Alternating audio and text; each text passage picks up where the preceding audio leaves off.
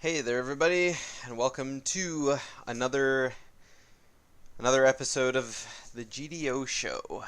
We're back every Friday to do a show on some topic of choice, and we're done all the breakfast episodes, so I had to think of something new to talk about. And I did have a plan for this week's episode, but it kind of got derailed a little bit by the announcement yesterday for Super Smash Bros. Ultimate.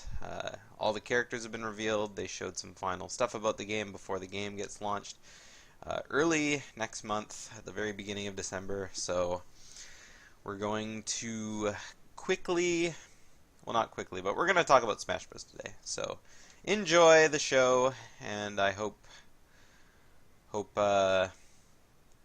y'all smash on. It's the GDO show.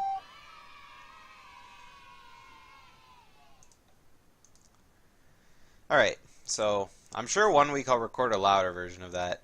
It's never very loud whenever I listen back to it, and I keep thinking, man, I could really use a louder version of that, but it just never happens. So I'm sure eventually I'll get around to that, but until then we got that barely audible intro to start off every show with. So, Super Smash Bros. Most people familiar with it. Super Smash Bros. Is like, I don't know, I feel like in terms of popularity these days, it's just as popular as Mario Party, as like a party game. It's not like a traditional fighting game, but a lot of people kind of like put it in the same breath as other fighting games. Like, it's not your traditional 2D or even 2.5D fighting game like your Street Fighters or your Tekkens, Dragon Ball Fighters, any of your anime fighting games, Naruto Fighters, whatever. But I mean, a lot of people still play it the same way. It's a fun game, it's a competitive game, it's a lot of everything, and so I'm gonna have a lot of takes on that today. I'll probably have a lot more competitive takes than I will casual because it's been a really long time since I've been able to casually think about playing Smash Bros.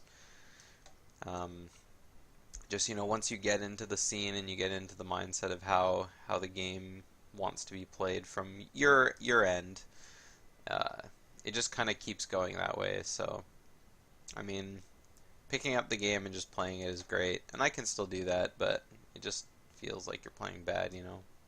It's hard to turn a blind eye to that. For me anyway, but that's just how it goes. Same thing goes with speed gaming. Once you play a game the way you're not intended to go fast, to do all this stuff, well, all of a sudden you can't play the game normally anymore. And I know that's not true. Like, you can just sit down and play through the game, as is, but I mean, it's just the way it goes. So yeah. Anyway, this past week has been not very eventful since the last show. I had another interesting Wednesday night. This one wasn't a crazy hallucinatory bender created by energy drinks at all. This was a different scenario. I was working as I do, same old shift, graveyard, and I'm usually the only one around. So I take a break from my work on the floor because it gets kind of cold in the store, and sometimes I like to come upstairs and have a snack or something like that. So I came upstairs and dug into a Cobb salad. I'm sure I've talked about it once before, but Cobb salad is my favorite kind of salad that our store carries, and it's very easy to make, but it's, a lot of steps. There's a lot of ingredients in it that make it delicious. So I sit down with my salad, and I'm about 3/4 through eating it, and there's a phone call. I see the line light up. And I think, well, that's weird because first off, we're not a 24-hour store. there would be nobody working in the store at all if I wasn't there. It would just be empty. So I thought, who could be calling the store? Like, and who could they be calling for? I mean, I thought, well, first off, is it for me? But then I thought, well, everybody who knows that I work overnights knows that I have my own personal phone on me uh, when I'm working, just because I'm usually listening to a podcast, or maybe playing some Pokemon Go overnight. And so I'm watching it ring, and I think, you know what, I'm just going to answer it just to see exactly who this is, because I mean, worst case scenario I thought at the time was, hello, it's the store, and then, oops, sorry, I got the wrong number, bye. And it's like, okay. So I answer the phone, and it's this lady on the phone, and she almost sounds like she's like in tears, like she's just talking to me like she's really panicked. And I was just thinking like, okay. So she asked to speak to this person. I'm not gonna say any names or anything. I mean, there's zero chance either of these people would be watching, but just to keep things all nice and private, I'll keep all the details hidden. She asked for this guy who is a category manager for the store, and the name was still on some of our sheets, like some of our extension numbers. But I mean, first off, we're a store. Like, category managers don't work at the stores; they work at like the head office locations. So, I mean, first off, I told her like, well, the category manager wouldn't work here, and she's like, oh well, would you happen to know his number to get a hold of him? So I get up and I go look up the extension, but then I see the same extension on a different piece of paper for someone else. So I think, well, you know what? There's zero chance anyone's there, because I mean, head office people have like 9 to 5 jobs. They're not around the clock like the store workers are. So I thought there's no chance anyone's going to be there. So I called the number, I called the extension, and I got the wrong person. I got the second number I looked up, and there was just a big replacement of category managers a while back. So I figured, okay, well, whoever this is, they don't work for the company anymore. So I go back to the phone, and hey, I tried the number, like it just doesn't work. Like I don't think they work for the company anymore. Like, I don't think they're there. And she sounded like really kind of distraught. Like, are you sure? Like, are you sure he's not? Like, I'm sure he's like doing this. And so I thought, well, I'll try looking again. But I told her it's the middle of the night. Like, there's no chance. There's no chance at all that like anyone's even gonna pick up the phone, but I can leave a message, or I can try and get a hold of him somehow. So I wrote down her information, wrote down her number, and it was a long distance number. So I know where she was calling from, but it wasn't anywhere in my city. And if it was, she had a cell phone that had an area code that was from somewhere else. So I hang up the phone, and she told me like very clearly, like this is like an emergency situation, like I need to contact this person. And I didn't ask for any details, because it's not my, like, I don't need to know any of that stuff, so I didn't bother asking, because that's just nosy, right? So my first thought is she was just like, all right, do what you can, please, please, please. And I was like, all right, I'll do what I can, but I mean, I can only do so much, right? So I went back and looked at the papers, and I sure enough, like the person clearly didn't work anymore. So I Googled his name on the internet and found some old articles from like 2015 that he worked for the company, but everything recent was this other person. So then I tried just Googling the name alone without the company and like the city, where I live. And I was getting news articles from someone who worked at a different grocery store. It was the same position as when he worked for our company, just at another store. And I thought, well, that's convenient. So I found his profile on LinkedIn, and I don't have a LinkedIn, so I couldn't log on, so I couldn't see any of his information. So I knew it was the person because they had the our company as the as a reference on there, or like experience, but that was it. So I go to the corporate website for the other company, and I go type in their customer care, and I know there's nobody there because it's 1 in the morning, and I mean nothing is open at 1 in the morning here.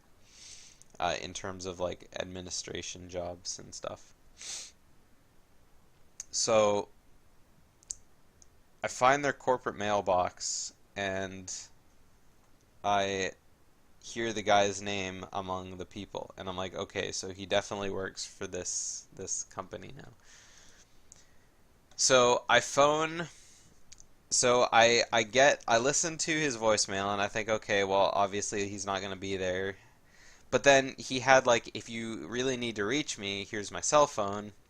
And so I was like, oh, I missed it the first time because I wasn't expecting him to leave a number to write down like when he's not in the office. So I write down the cell phone number and I think, do I really want to call this guy at 1 a.m.? But then I think, it is an emergency, so I'm going to try calling this guy. And so I called once and the phone rang twice, and then I like immediately got like a busy signal, and then there was nothing. Like the phone just started beeping at me. So I thought, I really hope I didn't wake him up, like it is 1 in the morning kind of thing. So I think, okay, I'm gonna call this guy again until he picks up his phone, because I mean, if this is an emergency situation and like he needs to know about it, I'm just gonna keep doing it.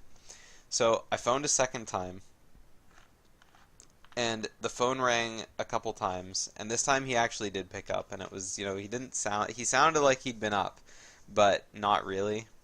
Like, he sounded like he was awake, but he also sounded like he was kind of sleeping because, I did say, I'm sorry for calling so late, but, and he was like, oh, well, how late is it, kind of thing. So I imagine he was sleeping, and then I just woke him up, and then he didn't know what time it was, of course.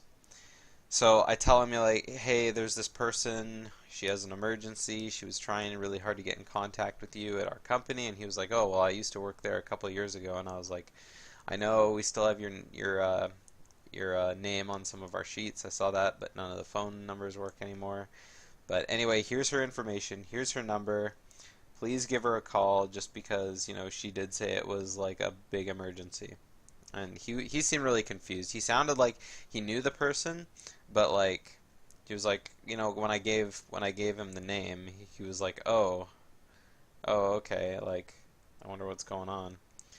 So I just left it at that and hung up. I gave him all the information and my job was done. So I don't know. It was a really weird situation because, like I said, I'm not like nobody would have been at the store ever to pick up the phone, and I don't know if it was like a real emergency situation or something like that. I feel like I was in like the right place at the right time, and I don't know. It just made me think after that. I just hope everything's okay because I mean, you're calling a store looking for someone who hasn't worked there for several years about some situation that's like a dire emergency. I don't know. Things seemed like it's like she knew who he was, but didn't really know. I guess not enough to know that he'd switched jobs or something. But I don't know. If everything worked itself out fine, then I mean that was just good on me, I guess. But I don't know. I've been thinking about that the last couple days. Just I'll probably never talk to either of those people ever again. But you know, it's just when you do something good for someone else, just anonymously, and it just kind of falls into your lap like that. I don't know. You can choose to react or choose to not. And I mean, I could have just been like, well, he doesn't work for the company anymore. I did my best. I did my best for her, so that's all I could do. But I don't know. I felt a little stalkerish, like looking up the dude's phone number and like his, place of work on the internet kind of thing. But I mean, I didn't care. Like, if he was gonna be mad at me for calling him at 1 in the morning about something that he like had nothing to do with, then that's not my problem. I'm just passing on the message in case that it really was something that he needed to take care of. So anyway, that was basically the highlight of the week. Other than that, I did a couple randomizers earlier this week, and that was pretty fun too. Um, I do a randomizer every Sunday evening with the Symmetry Squad, so usually we have all sorts of fun stuff. But that's where the points are. That's where the bones are. And last week I had a real close race against a Mumbo Token for the win. It was can't remember all who was left at the end. It was me, Mumbo Token, Stivity Bobo, and I think that was it for who was left at the end. Yeah, and then Conditioner and Ricky were both like looking at us being like, "Oh man." And they were following us and looking at where we were, and oh man, it was really hype. So I hope next week's race in next Sunday is really really good, but I mean you never know. It's random, right? So it varies from week to week. Um, but yeah, other than that, it's just been a lot of working. I got a weird schedule this week, so uh, I was in a big rush earlier this week to play Pokemon Go because there was the Spirit Tomb special research that happened, and that was really crazy to get done in time because you had to use like 108 berries and then you had to catch 108 Pokemon, and it was like, dude, please, I just I can't do that. So I got it done eventually. I did have to like go out and about a little bit. And I mean, I don't usually like going out of my way to play Pokemon Go. It's nice to go for a walk every now and again, but aside from that, like I don't know, it was just something fun. There was like a big sense of urgency though because it was I was down to the nail on that one. Like it was definitely close getting it done. So that was another exciting part of the week. I know it's weird saying it was like super exciting playing Pokemon Go, but I mean, sometimes it's like sometimes you just gotta test yourself that way, I guess. Whatever that means. So I know it was a really long intro here, talking about what was going on the past week, but there was a lot going on this last week for me. So I'm just gonna leave it at that, and then hope that later on in the week stuff happens to have something to talk about next week. Lots of feelings to do with the Wednesday night happening, and those are probably going to sit in me because that's what feelings do for me. They usually just sit there, and I end up thinking about them for a long time. But that's just who I am. So I'm just gonna let that sit there and move on. So this week we're talking about Super Smash Bros. And I have a lot to talk about in Super Smash Bros. Because it was one of the first N64 games I ever owned. I remember it was the fifth N64 game that befell our household. Um, it took a little bit for some games to come down. Like I spent a whole load of time playing Mario 64 and Ocarina of Time and Banjo-Kazooie at the time, but Super Smash Bros was next, and I have a lot of memories playing the game as a child. Not so many individual memories, like just kind of playing them with other people, but a lot of things just playing alone. Because it's one of those things that's like, you just think about it, like, you just do it for so long, right? And then eventually you just kind of forget. But over the years, like, Smash Bros has definitely like become a bigger and bigger thing for me, and then one day it just completely fell off, which is sad because I used to really like enjoy doing nothing but playing Smash Bros, but in the end a lot of things kind of came about.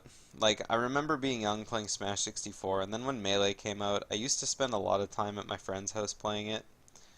We would all always get together and play Smash Bros with a couple people. Just like, I always played Link because Legend of Zelda was my favorite series back then, and it still is now. And I mean, whenever I, jump into Smash Bros, I always play Zelda because Zelda's the coolest kind of thing. So,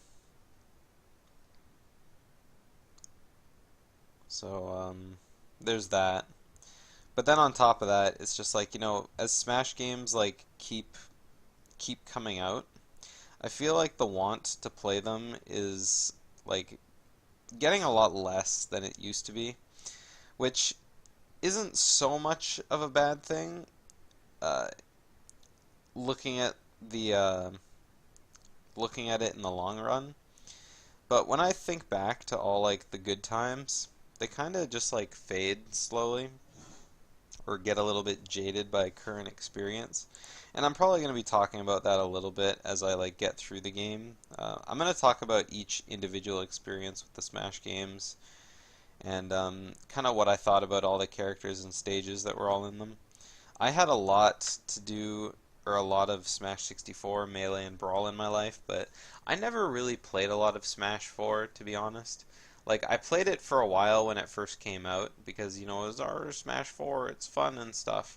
But then, like, all the other Wii U titles, I just stopped playing them, and they stopped being fun for me so much.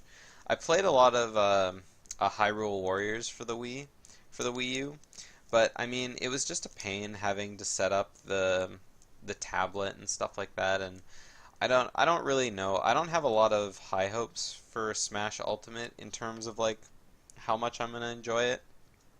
I might end up going to a midnight release for it because I mean, it's Smash Bros. I'm sure there'll be other merch there, and I mean, in the end, I'll put some hours into the single player Smash, but who knows how long I'll go into multiplayer just because I'm I'm a Melee boy. I'm not gonna hide that. I definitely am. And so once you play something for so long, you just get used to the feeling of it. And then when you have something that comes along, it's just not the same.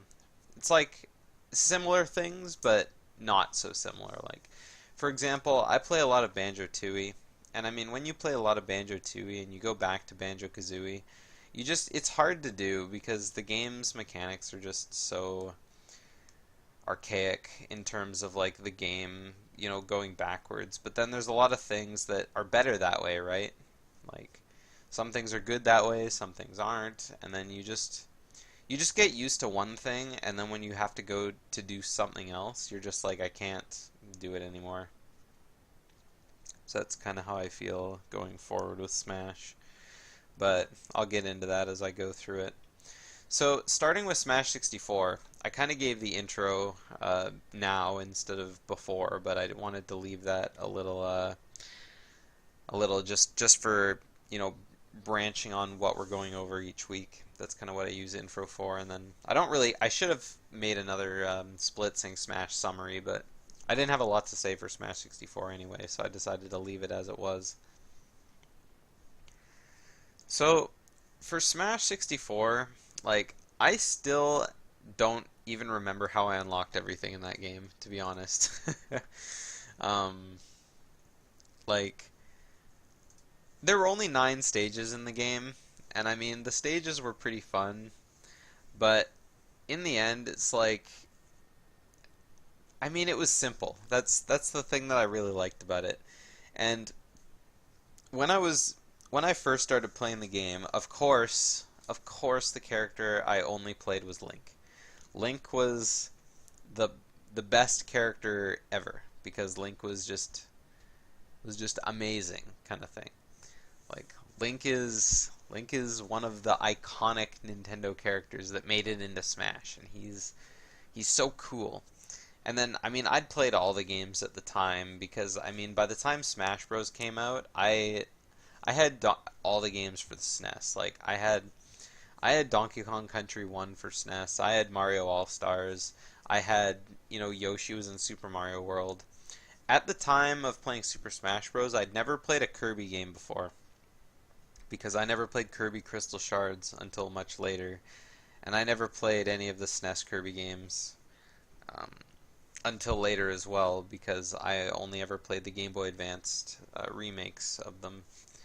Kirby Return to Dreamland, or Nightmare in Dreamland, sorry, and Kirby and the Amazing Mirror. And then eventually I did go back and play through Kirby's Dreamland 3 and Kirby Superstar, but that wasn't until way later. And I mean, I'd never played Star Fox 64 at the time either. I rented it from a like the corner store before, so characters like Fox and Captain Falcon were like, and especially Ness were all really foreign to me. I remember when Smash Bros was like first came out. I bought a gaming magazine when we were on vacation. Uh, there's this corner. There's this store that's up island because I live at the south, and this is like 6 hours up north. I remember going into the store, and they had this. They have this small store in this small town that we were in, and they had a Game Pro magazine, I think it was, or something like that.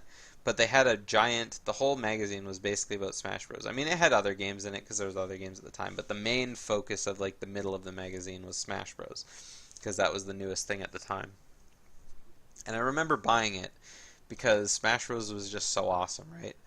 So I bought the magazine, and I wish I would have grabbed it before I sat down to do the show, because it would have been cool. Excuse me. It would have been cool to flip through the magazine and look at all the different characters in it, because in the magazine it showed all of the characters in the game, and it listed all the games that they were in, like previously. So I mean, of course you got Mario, and then you got all the Mario games. Mario is missing. All the classic NES, Super NES games, Mario 64, Mario Kart, and it was just cool seeing the list. And then, of course, you get to NES, and it's like Earthbound. It's like, well, what's Earthbound? I'd never heard of Earthbound at the time, and I had no way to play it back then because emulators online weren't really a thing back then. Or at least as far as I knew. I mean, this is like the year 2000 or 1999, I think, by the time I got Smash Bros. So I didn't know what Earthbound was, but Ness was okay. So I didn't really play Ness. He didn't really impress me much. And then Pikachu and Jigglypuff were pretty self-explanatory. Samus I didn't know much about either because I never played Super Metroid or any of the original Metroids because we never owned an NES growing up. But I recognized the character from other games because I mean at the time when Smash came out, Ocarina of Time was one of my favorite games. I played a lot of Diddy Kong Racing and Super Mario 64 because those were the only games that came out before Smash that had those characters in it. And then a lot of Pokemon, like around the time of Smash Bros, I was really heavy into Pokemon Blue, and Pikachu and Jigglypuff were really cool to see in the game, but I mean, Pokemon like was just blown out of proportion everywhere. Like there was a lot of Pokemon trading cards going on and stuff like that, and I mean, I feel proud being a part of the generation that got Pokemon cards banned from schools, but kind of not at the same time. Like, I mean, we never played the game. We never played actual Pokemon cards. We never played with the energies needed to play the game. We only ever collected the cards, right? Because you gotta catch them all, right? It was cool to own the cards, so all these characters are really cool. Eventually, I switched from just playing Link to playing Link and Mario because I really liked Mario. I didn't really like DK, but I mean, like, picking up your opponent and, like, walking off the edge with them was really cool. And same thing with Kirby, like, same thing with Kirby. Like, sucking up your opponent off the side of the stage and then dropping down and then they fall to their death was always really fun. I mean, now, of course, like, Kirby is, like, really, really broken and a really easy character to play when you're first getting into Smash because Kirby's hitboxes are like a mile big. But I mean, I never played so much competitive Smash 64 at all. Nowadays, if I play Smash 64, the only character I like playing is Captain Falcon because Captain Falcon is just he's cool, right? And the reason I like playing him in 64 is because he has really cool combos. Like you can use his up air and his up B to combo really nicely, and then I don't know, his Falcon Punch just kind of looks. It doesn't look very cool in the game, to be honest. But I mean, it is what it is. Excuse me, I can't stop yawning today. Normally I'm more well rested when I do these, but I had to wake up at 5:30 this morning for work, and it's currently 5:30 in the afternoon, so I've been awake for all day. So that's pretty much how I felt about the roster for Smash 64. Like Link and Mario were the only characters I really enjoyed playing, but then the rest of the characters were just there, and they were fun to play around with. When it came to the stages for Smash 64, I mean, I played on every stage when I was younger. Um, Peach's Castle was, I mean, Peach's Castle was okay. Like Congo Jungle was okay. Like Hyrule Castle was okay. I mean, most of the stage time I played on Sector Z because it was a big open stage. It was fun to be able to run from one side of the Great Fox to the other. But at the same time, like, not really, because when you have the stage open that much, like, the stage was so laggy. And, I mean, the R-Wings can shoot you as well. And so that was a bit of a pain. But,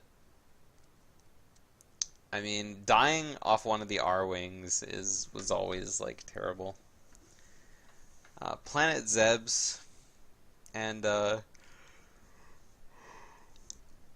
Planet Zeb's and Yoshi's Island were stages that I still don't like them to this day. Like Planet Zeb's is one of those stages it's just a bad stage because of all the acid that rises on each of the sides. And I mean, you can do fun stuff with it, but I mean, the stage has platforms here and there. The bottom is uneven. Like, it's just not very fun to play on, to be honest. Yoshi's Island, same reason. Like, the platforms are here and there. The bottom is really small. And then there are the two clouds that are on the far left and far right of the screen. And, I mean, if you're on the far right cloud, you may as well be dead, because I don't think every character can get back from that cloud to the one closer to the stage. And if they can, like the player who's not on the cloud can just kind of camp the other one, and then if they ever tried to like get back to the stage, they could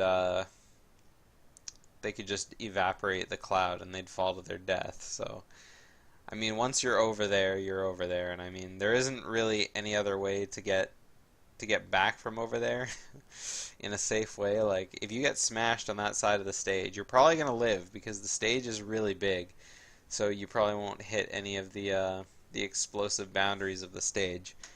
But then on top of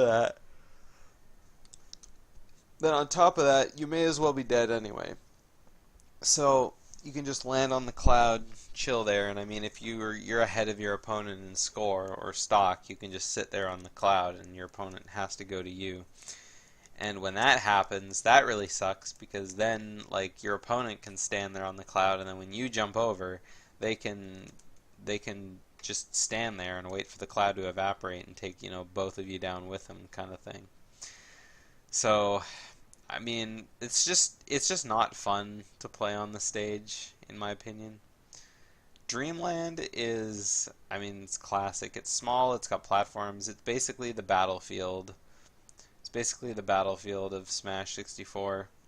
Smash 64 did have a battlefield stage that you like can play against the fighting polygons on in one player mode, and that had the also one stage that you could fight Metal Mario on. And you can access those stages in ROM hacks and stuff like that of Smash 64, or I think they put those stages in other Smash games like Brawl hacks or PM.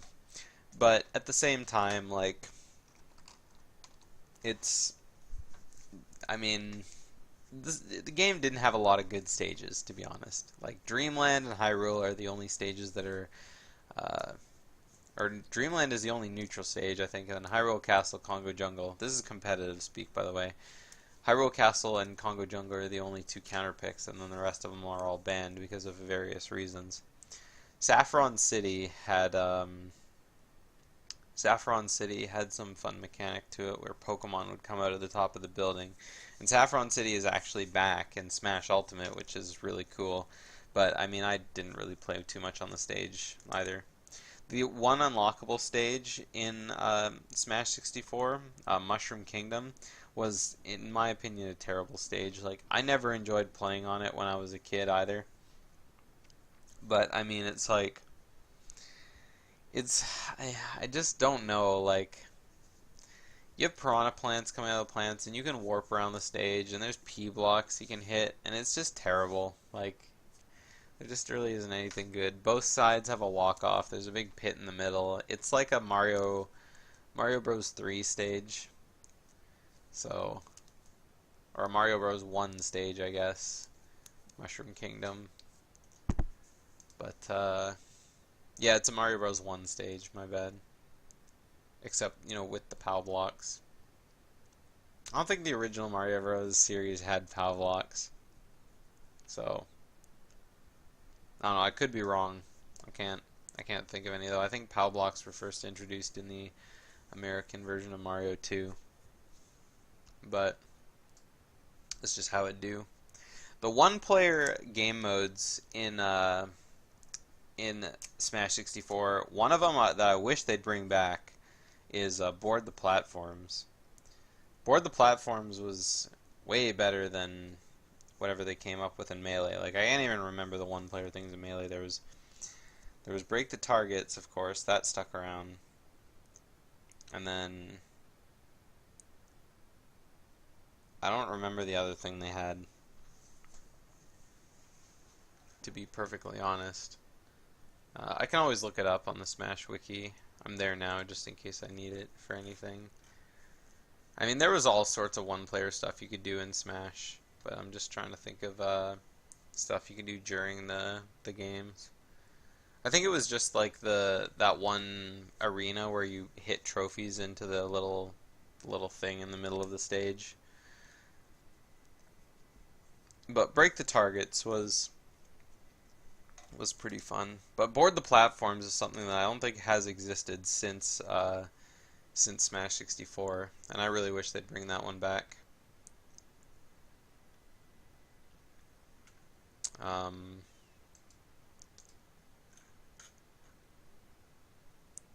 The Race to the Finish was in Melee as well, I remember. I don't remember if it was called that, but It was like a final escape kind of thing. But trying to look it up. Yeah, it was a race to the finish. It was a much longer one though, and it was much harder too. But it was still pretty fun. But I don't know. All in all, like Smash 64 had a pretty solid one-player mode. The giant battle was kind of dumb, and I always think the giant battle is dumb just because like the CPU could just fall off the stage and die, or I mean, or they don't. Like that's pretty much how it goes. And of course, Master Hand is, it's iconic villain at this point, but I mean, it's just it is what it is. It's nice and simple. It's easy. It's a hand that plays with the toys that come to life. So, so that's pretty much all I really had to say about Smash 64. It's an iconic Smash game, but it didn't age well. Like, it's still fun to play still, but I mean, like, I don't know. I just don't enjoy having so much fun with it. Um, the items in the game were pretty fun. I mean, I didn't play with items on very much. I mean, when I did, it was just bob-ombs. Bob-ombs, Pokeballs, and motion sensor bombs, and that was pretty much it. Like, just turn those on to very high, and then just go ham. Like, it was always really funny, or really fun playing Mario and just, like, chucking bob-ombs at people. And that's still how I like playing with items. Like, if people want to turn items on, I'm all for it. But Bob-omb is my favorite item in Smash Bros. Like in Brawl when they announced the cross bombs, like the bombs that blow up in the X pattern. I'm pretty sure that was Brawl. But yeah, I just really enjoyed that. It was something really fun.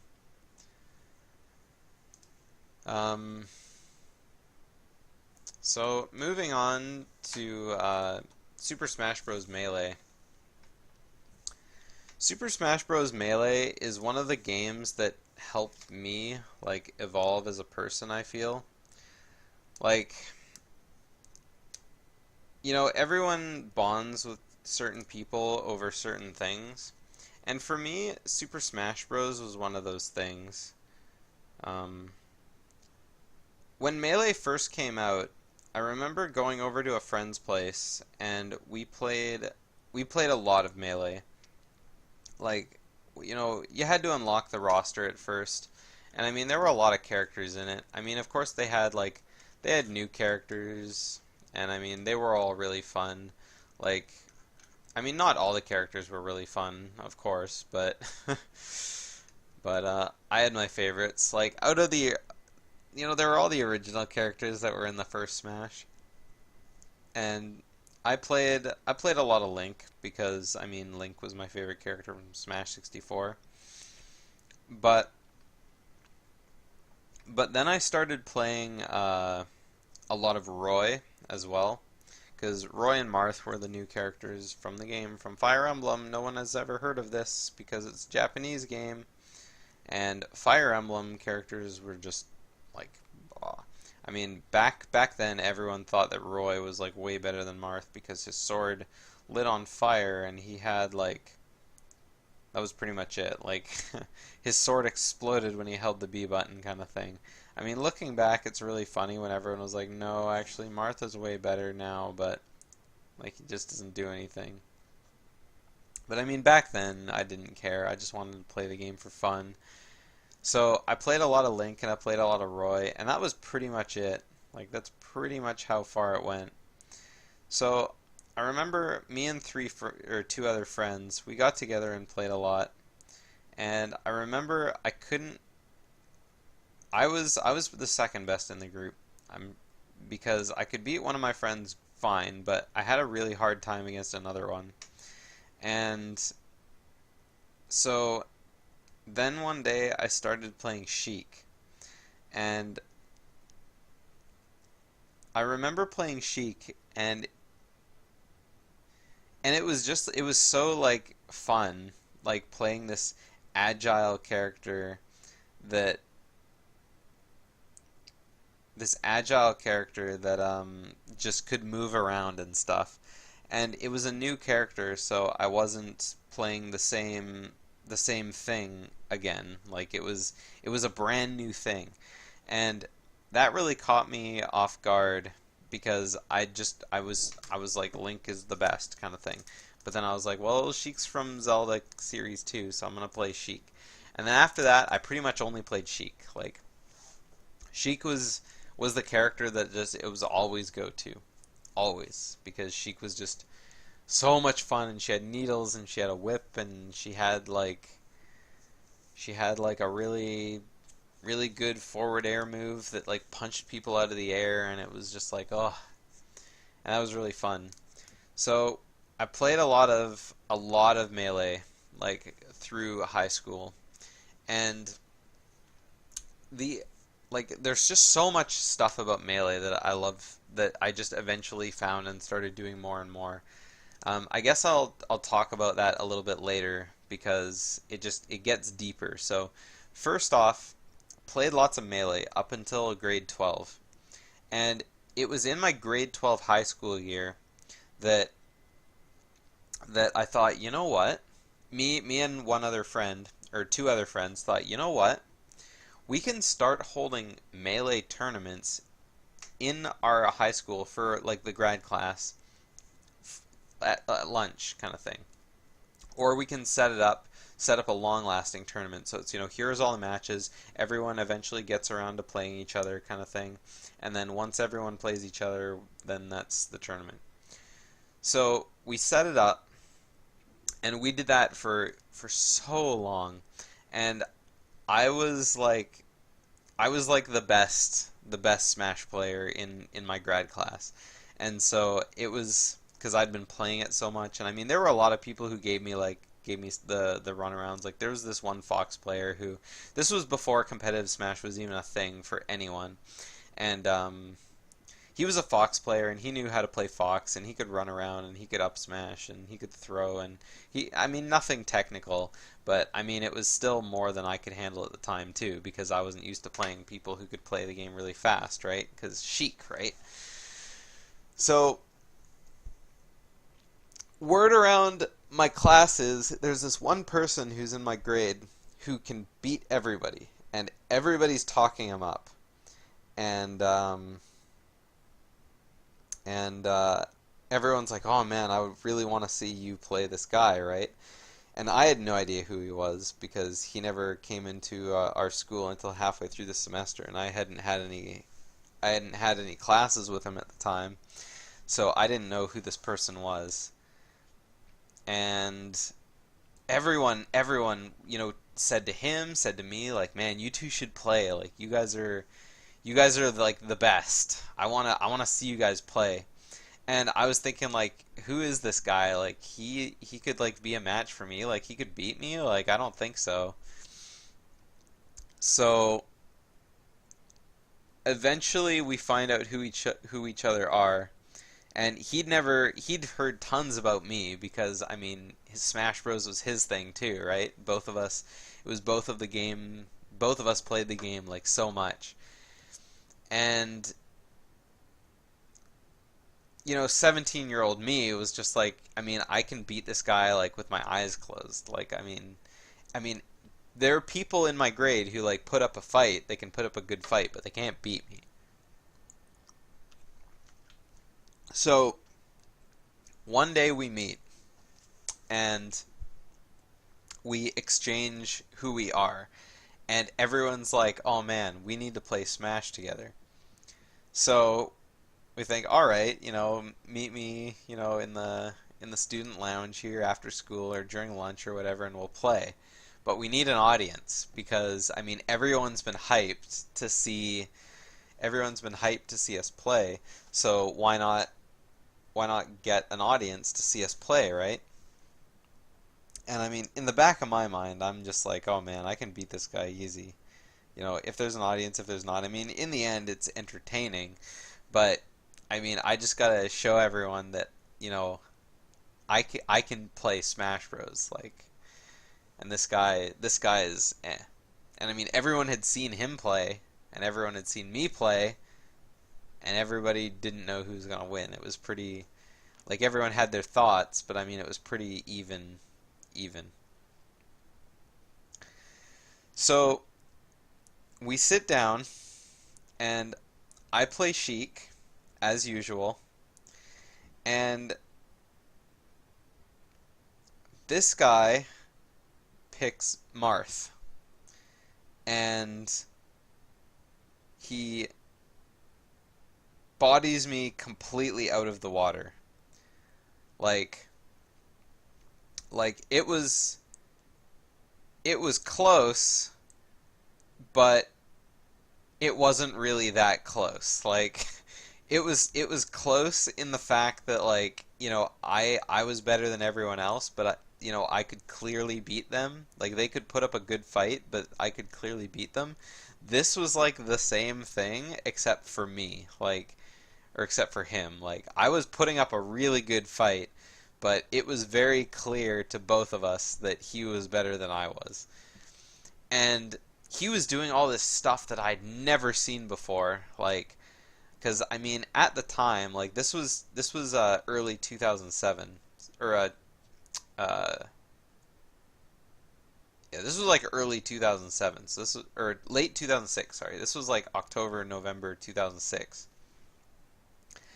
And I'd never seen anything technical in Smash Bros before. I didn't know that the game had another level that was like, if you do this, this will happen kind of thing. Like all these technical terms he threw at me after the match, like L canceling, like wave dashing, like this and that. Like I had absolutely no idea what he was talking about. And after we played and everyone was like, "Wow, dude, you smoked him. Like you literally smoked him." And I was just like, "Man, dude, I lost really hard, but I wanted to find out why." So me and the two friends who started Smash in my grade, I guess I can use their Smash names. We had I played under the name Hillary at the time, and I used the name Hillary for Smash tournaments up until 2013 or 2014 or even 2015. I used it until 2015 before I switched to Garage Door Opener because I had streamed at that point, but I also separately used my name as Smash because I had always done that since like 2006 or 2005.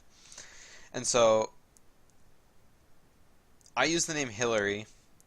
My friend one used the term Shermanator.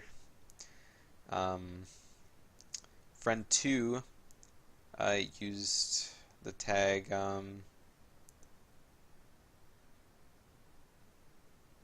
remember what his Smash tag was. I think I have the picture of the banners that got used. This is gonna bug me. Oh, here it is.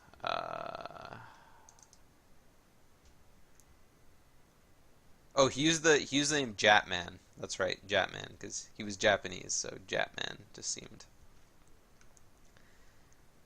Oh no, for Smash back then I used the name Kingdom Maker. That was one of my account names on Neopets. I used that one, so that came to Smash. That was before I started using Hillary.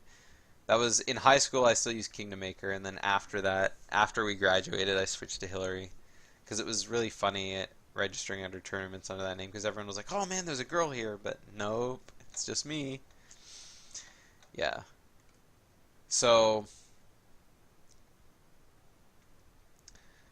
and then Kurtrad was the name of the person that beat me. He's he's actually still a really good friend of mine, and he actually works with me, so he's one of my coworkers too. So it's really cool that we've kind of we've gone apart and come together at the same time, but we're still real close. So that's really cool. But anyway, he destroyed me in Smash, and the four of us, me, the two friends who we started the Smash stuff with, and then this new guy who was like really good at Smash, all together, the four of us formed a crew in Victoria here called No Intro. And I actually have the YouTube account for No Intro is still it's it's still on YouTube. If I search, we were edgy back then, so it's XXX No Intro XXX, and of course the the icon for the page is the Oh Really Owl, because old memes were my dig, and I fully managed the Smash channel back then. Like the oldest YouTube video we have on this channel is our crew video that we made. And when was this video uploaded? This YouTube video was uploaded February 16th, 2008. We used to film ourselves playing Smash with a digital camera. We just like set it up and like pointed at the TV, and that was our Smash footage. So that was before I knew what a capture card was or anything like that. We just filmed everything with a digital camera, and yeah, that was just how we did it. So the four of us played Melee. Probably we played Melee together from early 2007, and we started going to tournaments on the mainland in Vancouver and stuff like that, and we started being more of the scene. We started growing the scene in our own town. We met some more friends who now live in Seattle and Up Island. Blue Yoshi is one of them. He's one of the better Smash 64 players in Canada, and he was also my old roommate. Talking Chicken, he lives in Seattle. He's big into fighting games. Follow him on Twitter at talking_chicken.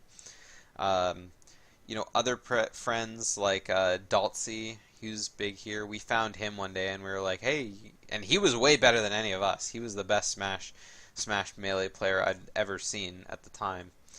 And then aside from all the Vancouver people. But the scene was really big, so I played competitive Melee from early 2007, or I keep saying 2017, early 2007 to 2015, early 2015. That was when I stopped. But I mean, in that time, like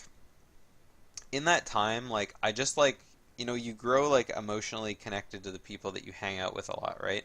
And I mean, we parted ways a lot. Like, the original two people who started the Smash stuff with me at school, one of them moved away to the prairies, and one of them got into a motorcycle accident and stopped playing Smash Bros. Because he just couldn't anymore.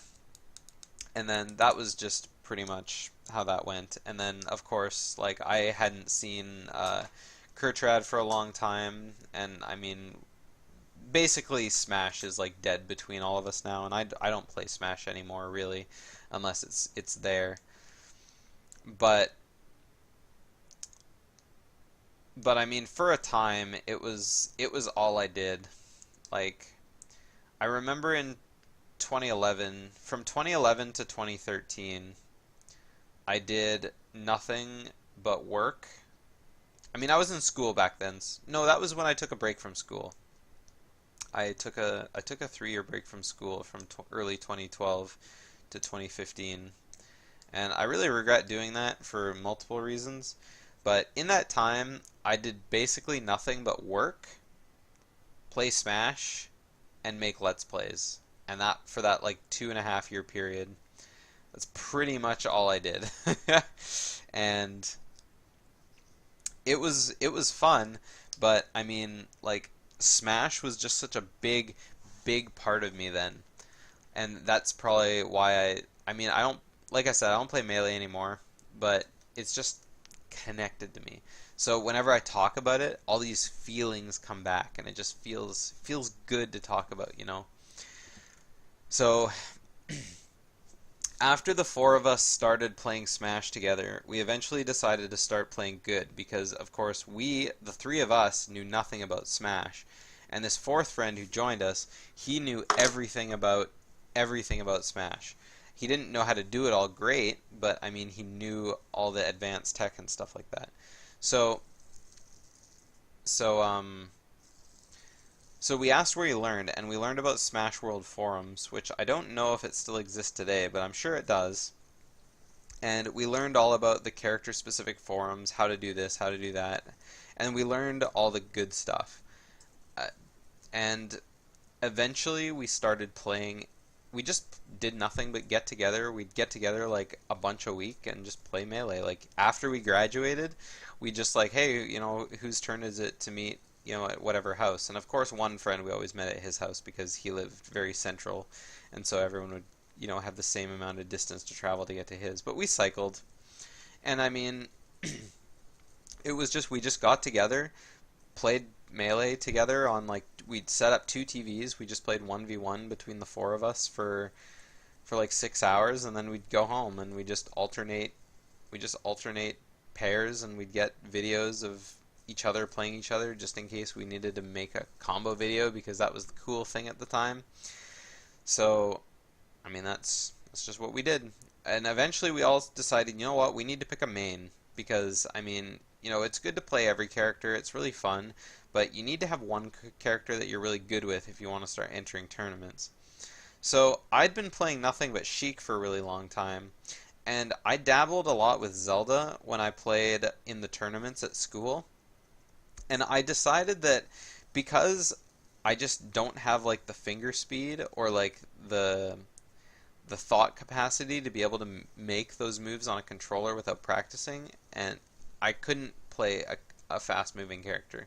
So like Fox, Falcon, Sheik, they were all off the table for me. Like Falco, I couldn't do it. I just couldn't think fast enough to play. So I thought, you know what?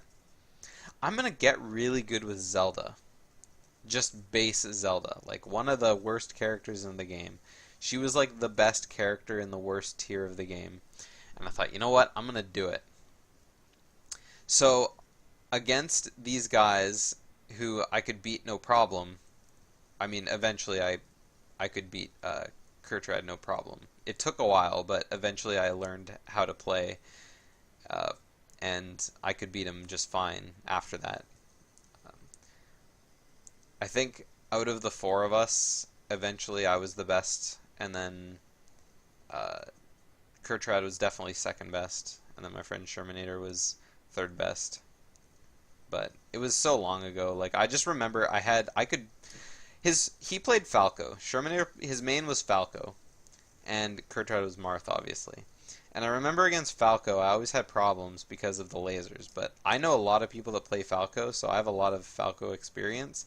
But at the same time, I don't really have any experience against like top level Falcos, so it's like it doesn't matter. Anyway, so now that I've talked about that, I can go back to talking a little bit about the characters in the game, because for me, talking about the characters in Melee isn't so much talking about my experience playing them, but my experience playing against them, because I I have so much to say about Melee. I might just save it for another episode because I could talk about Melee experience for forever. Like I said, it was a very packed 8 years that I played nothing but competitive Melee, and then before that it was just all casual. So I could talk about both experiences equally as much. So I mean, for me it was like Melee characters that stuck out to me a lot. I mean, I love playing Captain Falcon. Like I ran the University Smash Bros. Club. Talking Chicken ran it for the first 3 years, or first two. Yeah, I think it was 3 years, and then I ran it for the next four, and then I don't know who runs it now. I stopped going, but um, it's definitely evolved. And I mean, meeting up with friends and like playing nothing but, four-player Captain Falcon all on like the same stage, like the same small stage, Yoshi's Story, and just like doing nothing but Falcon punching and down airing each other, just stomping each other into the ground. Like it's really fun to dick around in the game. Ganondorf is really fun to play with. Same as Captain Falcon. Jigglypuff, super broken character. Right now, best best player in the world plays Jigglypuff, but I don't know how that is still. Donkey Kong is kind of trash. I mean, Mewtwo, Pichu, Ice Climbers, they're all there, but I mean, doesn't matter that they're there. Like that's that's the real question. Um,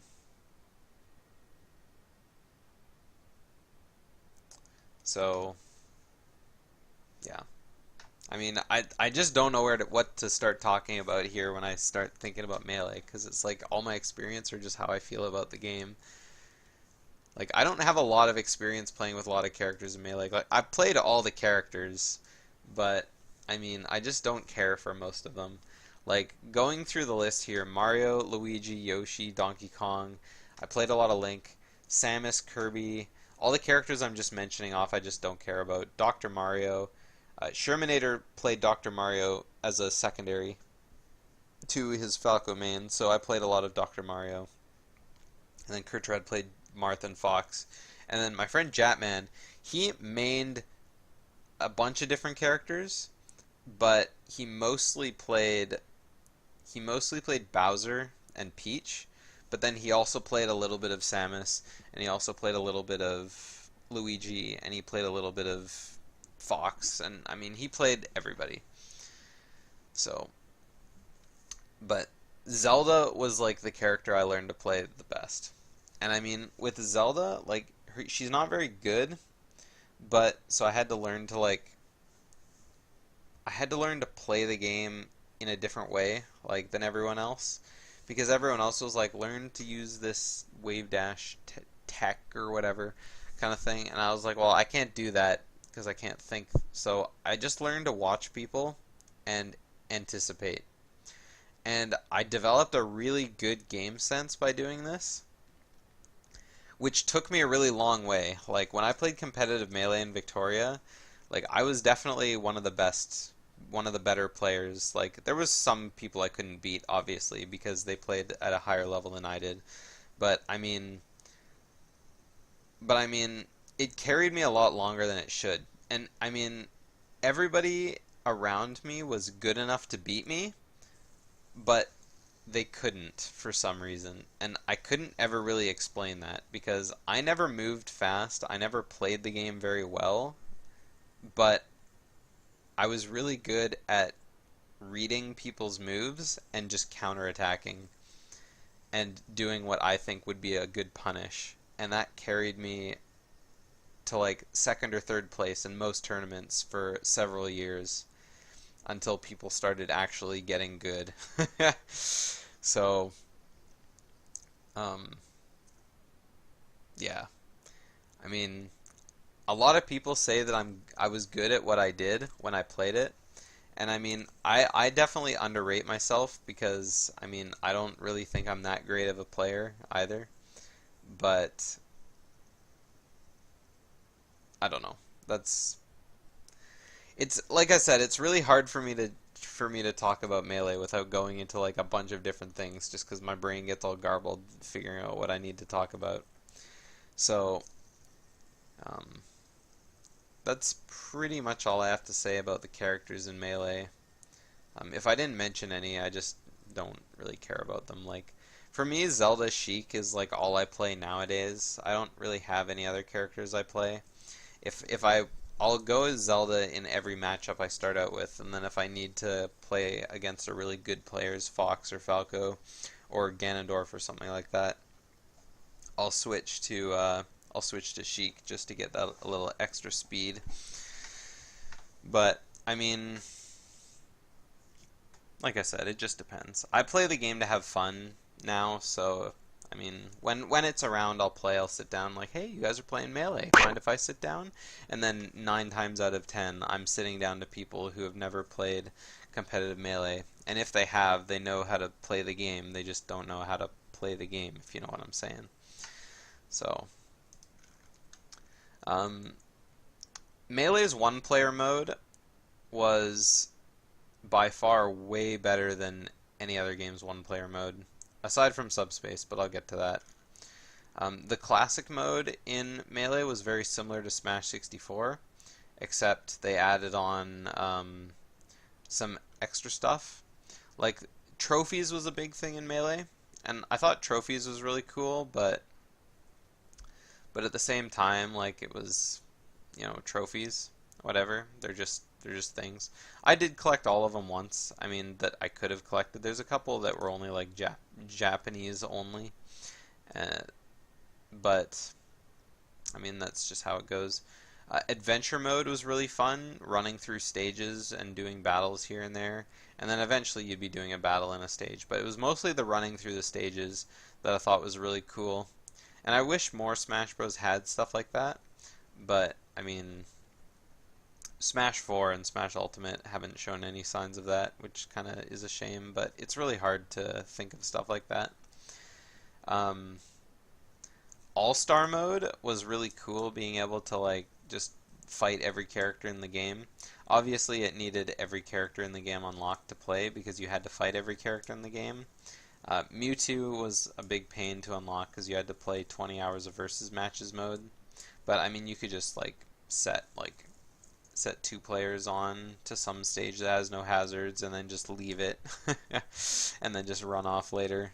So I did a lot of leaving the console on overnight when I played it because, why not, kind of thing. Home run contest was a really fun addition to the game. I spent a lot of time once I learned how to like watch videos online about people doing it and play it, because I mean it was, do whatever shenanigans you can to get the longest home run.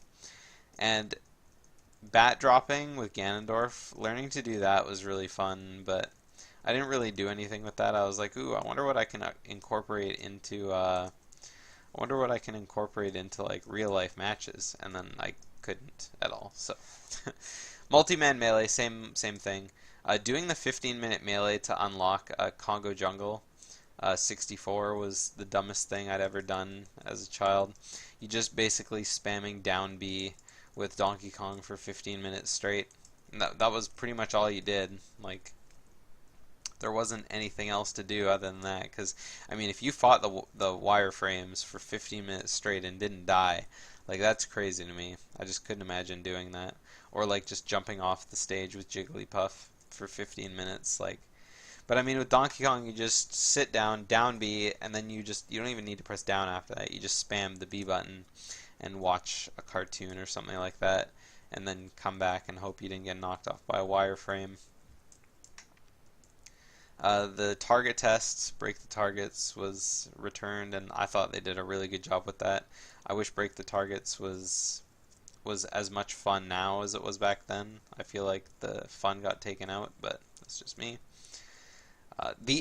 My favorite part about Melee's one-player mode is definitely the event mode, the event matches.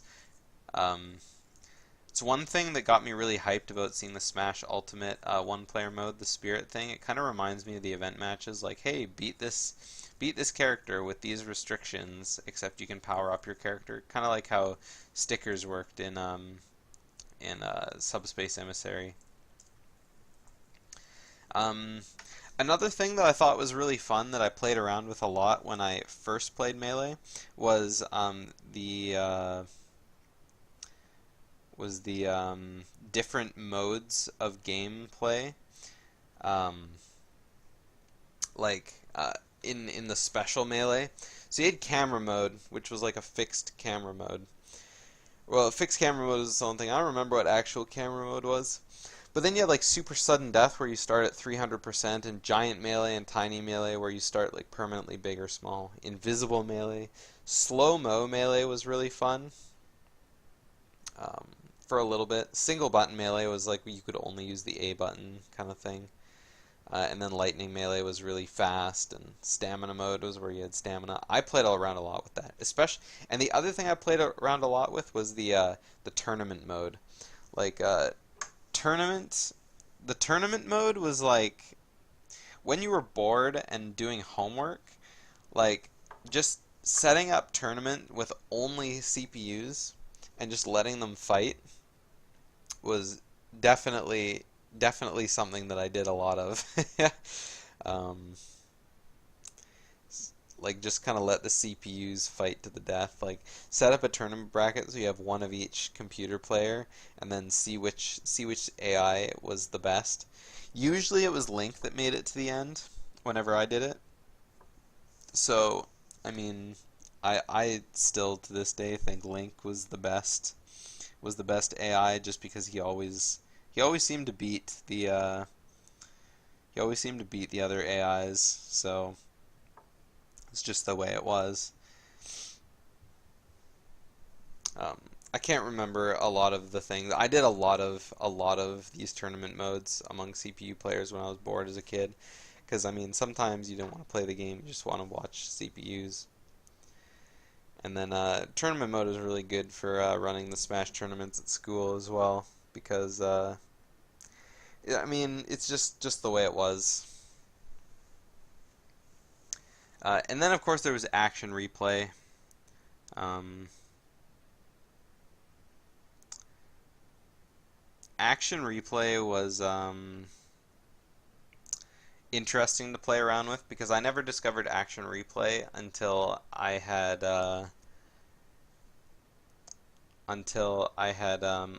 already started competitive Melee.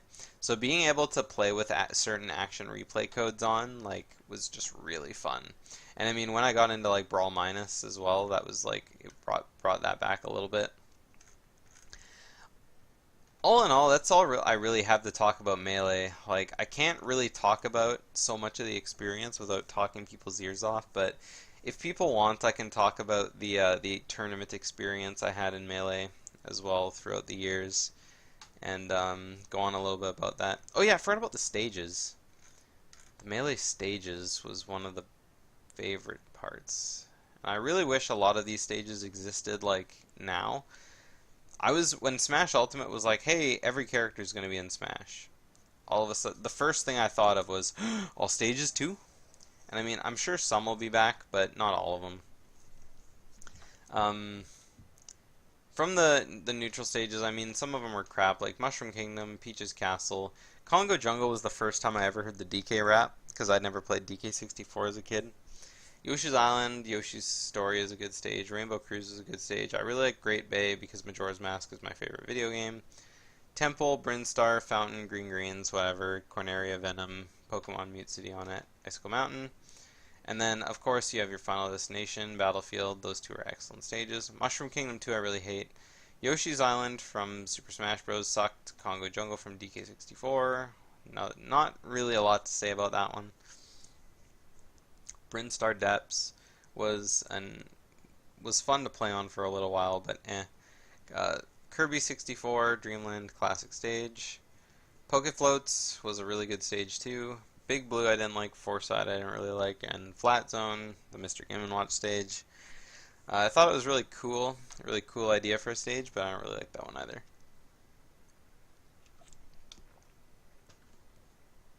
The only real problem I had with Flat Zone is that the stage has really small blast zones, and you just die like really easy, so not really a lot to say about that.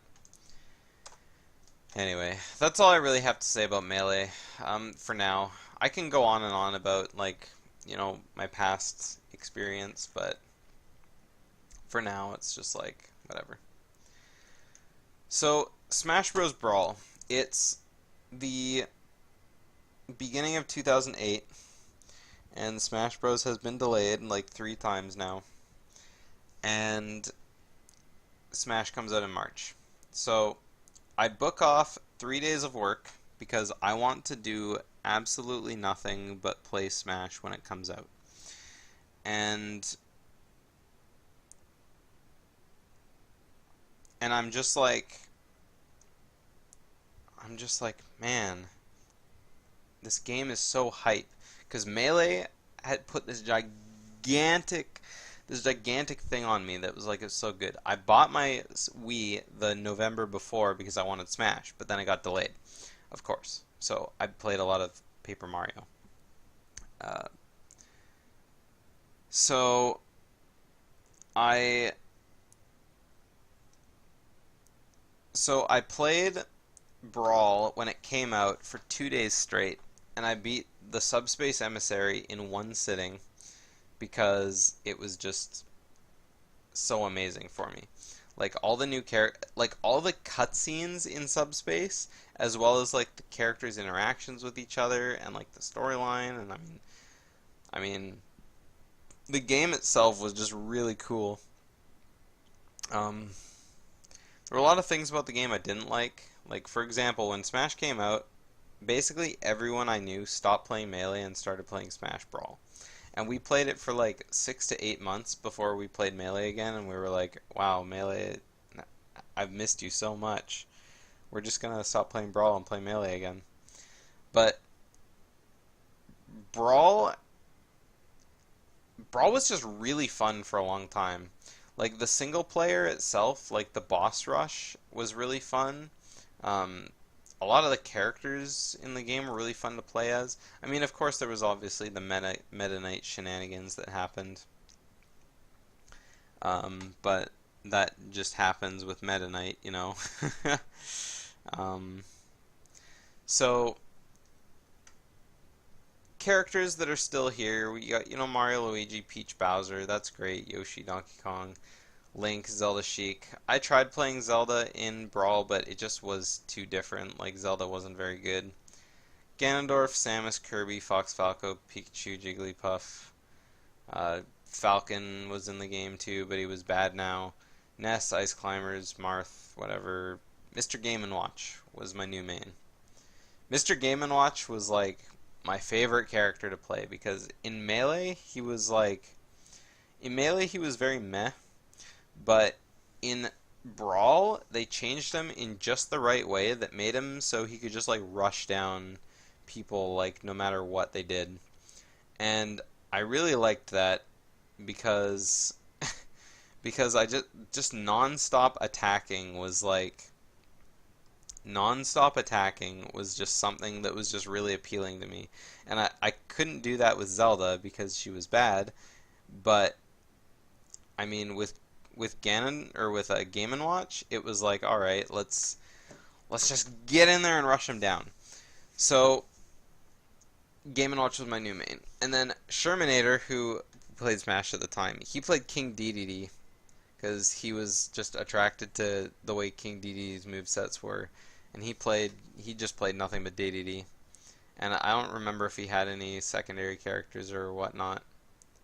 But I think it was Dedede. And then I played a lot of Meta Knight and Ike in Game & Watch because I really liked Meta Knight when the game first came out because he was cool. Like, Meta Knight's my favorite Kirby character, by the way. And I mean, Kirby Right Back At You was a big thing, so we always joked around that Meta Knight had like that Mexican Spanish accent kind of thing. So, and then Kurtrad, who also played with us, Jatman, he moved away by then, so he didn't play a lot, but he played a lot of, I don't remember what he played. He'd moved away by that point, so we never really played a lot. I think he played Olimar, though, when he did play. No, he didn't play Olimar. I don't remember. Anyway, and then Kurtrad played Snake, just nothing but Snake. And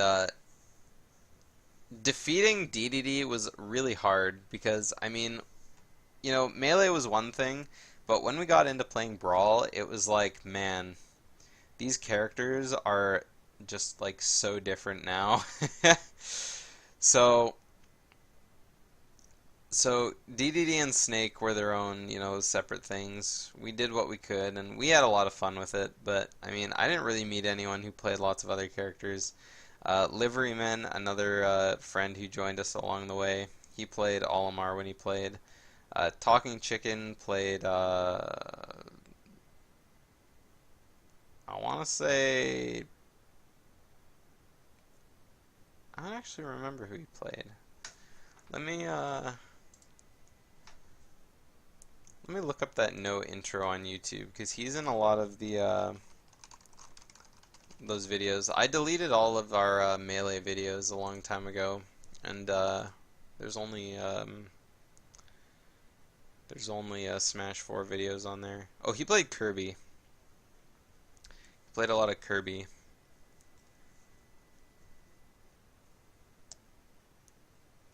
So, yeah. There's videos of me on this website playing everything. Like, I played a lot of Ike. I played a lot of uh, Lucario. I tried to get good with Lucario. A lot of Ike, a lot of Lucario, a lot of Game & Watch, a lot of Meta Knight, and some Zelda. Yeah, I tried playing a lot of Zelda too, but it just wasn't working a lot. I think, oh, there was a couple videos of me playing Wolf and Lucas, but I think I was just dicking around. And then Blue Yoshi, he played he joined with Talking Chicken. He played Game & Watch mostly. Game & Watch Meta Knight. He plays every character, but his main was Game & Watch for sure. Same with me, and that always was a pain playing against him, but he was a better Game & Watch than I was as well, so that didn't make it any better. So then we have Rob and Olimar and Lucas. Or sorry, Rob and Olimar were like these two characters that I just couldn't learn how to beat. Like Olimar was just one of those characters that was like, I don't know, the way he throws the Pikmin around, it just like you couldn't get close to him at all. So, I mean, once you got around that, it was like it was okay, but not really. Like there's a couple characters I never got used to fighting against. Like Pokemon Trainer was one, Olimar was another, and Zero Suit Samus was another. And one of my friends who was I don't remember the name he used when he played. It was I know his name was Matt because it was the same as mine, of course, but his was two T's. He played Zero Suit Samus as a main, and Zero Suit Samus was like it was one of those things that I had to overcome because Game & Watch wasn't very good at fighting against Zero Suit Samus, in my opinion. And like I just don't know how to like describe the matchups we had. We always had sorts of matches where it would go either one way or the other. Like neither of us were really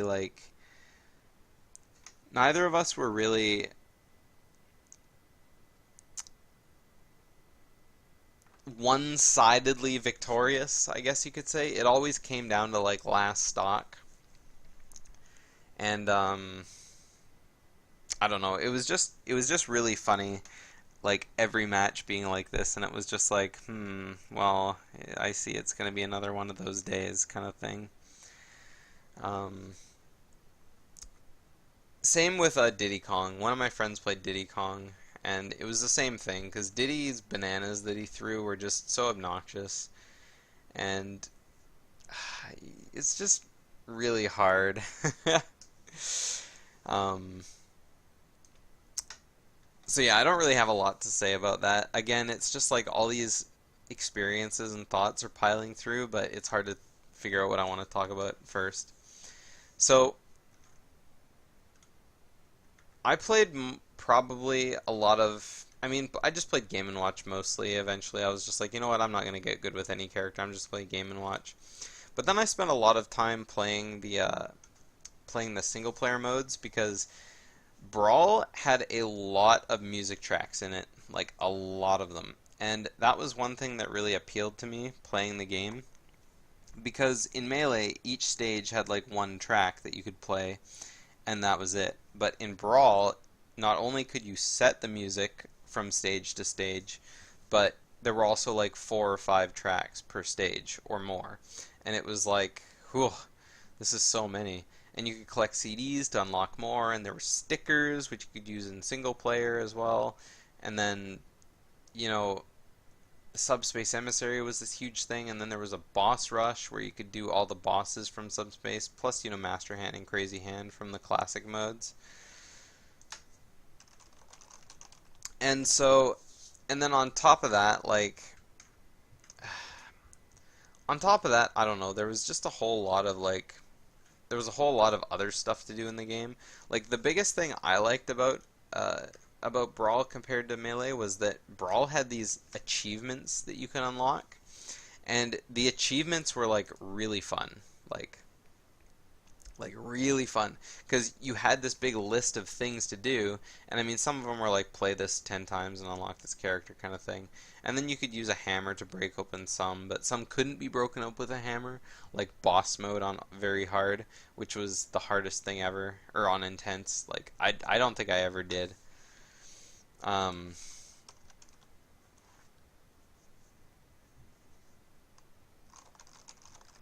um But I mean, some of the bosses were just really dumb. Like Gallium had like a lot of health, but like or no health, but like a lot of damage. I mean, PD Piranha was pretty easy. Like some bosses that were like really like on intense, they would just one shot you. Um, Porky was another one that's just like if you fight him, anything could go wrong and you die. Taboo had a one shot kill, and I mean, you had to do intense without dying, so it was just like a pain in the ass to get through. Um, There were also a list of trophies that you could get in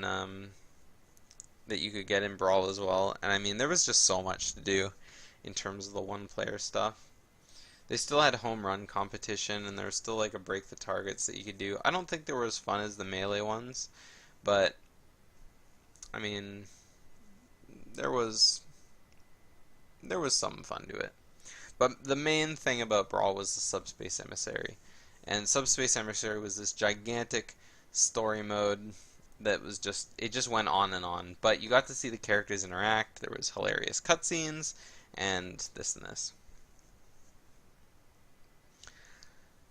So the stages in Brawl, like there were a lot of really good ones. The melee stages that came back, I'm not going to talk about those so much. But I mean, like I said, I played a lot of competitive Brawl, and I mean, some of the stages were fun to play on.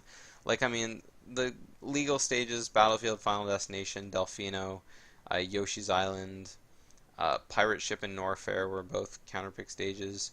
Frigate Orpheon and Halberd. Pokemon Stadium 2 was not. Sorry. I think that was it. Yeah, but then some were really dumb. Like Hanambo was a really dumb stage. Like I thought Green Hill Zone was pretty dumb too. Like Shadow Moses Island was cool, but it was kind of dumb. Newport City was like a worse version of Temple from like the old game, which came back in this one. 75M was a really another really dumb one. Rumble Falls and Mario Bros. I didn't really like either, and I mean I could talk about them all, but Luigi's Mansion and Bridge of Eldin were both pretty terrible too. Mario Circuit was a fun stage, but again, I don't like stages that have walk-offs, because, I mean, DDD could just chain throw off the edge in Brawl, and that was just one of the things that I didn't really appreciate about Smash Bros. Brawl, but, I mean, it's just how it goes. Thank you for the host, luxurious lady. I mean, in the end, like, Brawl was a really fun game to play, but it did have a lot of things that I really didn't like about it, and the one thing that was really cool about it too was that you could do online play with Brawl, but I mean it was very bad. Like it was a very terrible online play. So, I mean there wasn't a whole lot you could do about it.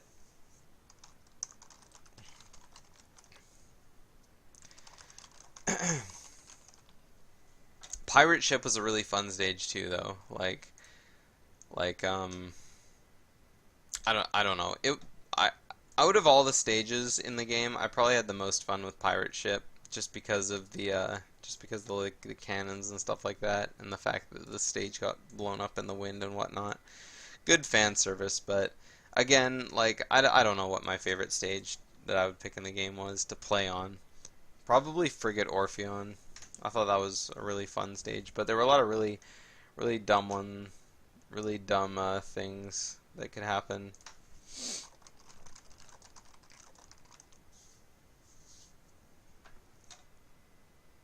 Port Town Aerodive was a really cool stage to look at too, but it was okay. And again, like I said, I didn't really like Luigi's Mansion.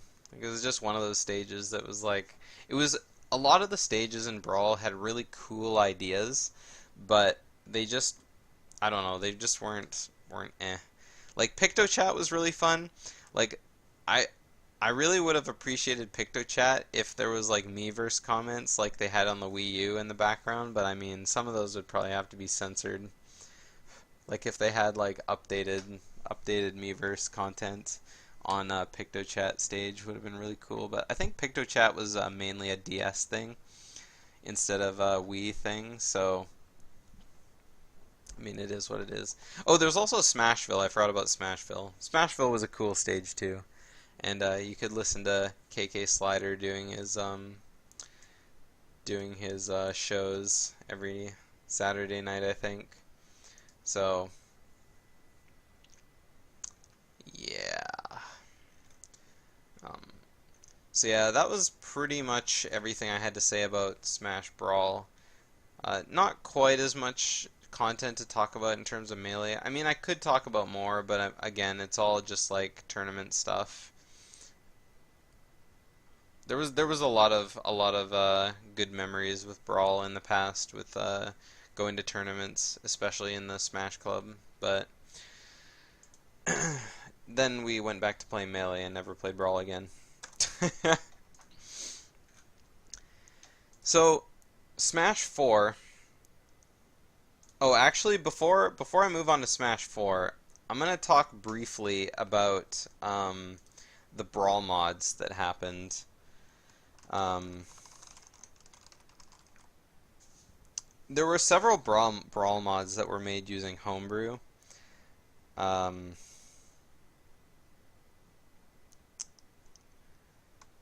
uh, Two Brawl mods that I could think of off the top of my head that were really popular were Brawl Plus and Brawl Minus. So, Brawl Plus was originally an attempt to balance Brawl into a more structured version of the game.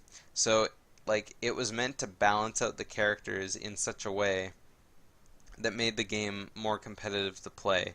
So, it balanced a bunch of the characters in small ways that were good, and then it removed tripping, and it just added all this kind of weird stuff.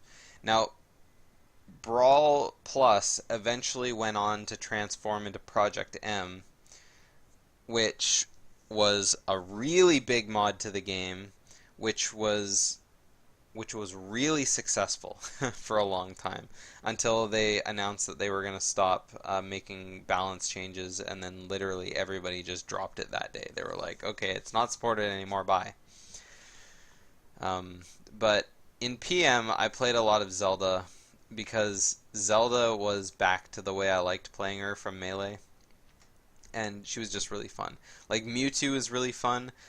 Ivysaur was really, really broken. Well, not really broken, but Ivysaur was really good. Rob was really good. Lucario was really good. I had a lot of really good matches with friends of mine playing Zelda against Lucario and Lucario against Ganondorf. But you needed to have all the stuff on your SD card and a modded Wii to play it. And I mean, not everyone had that, but those that did, it was fun while it lasted. Brawl Minus, on the other hand, was a poke at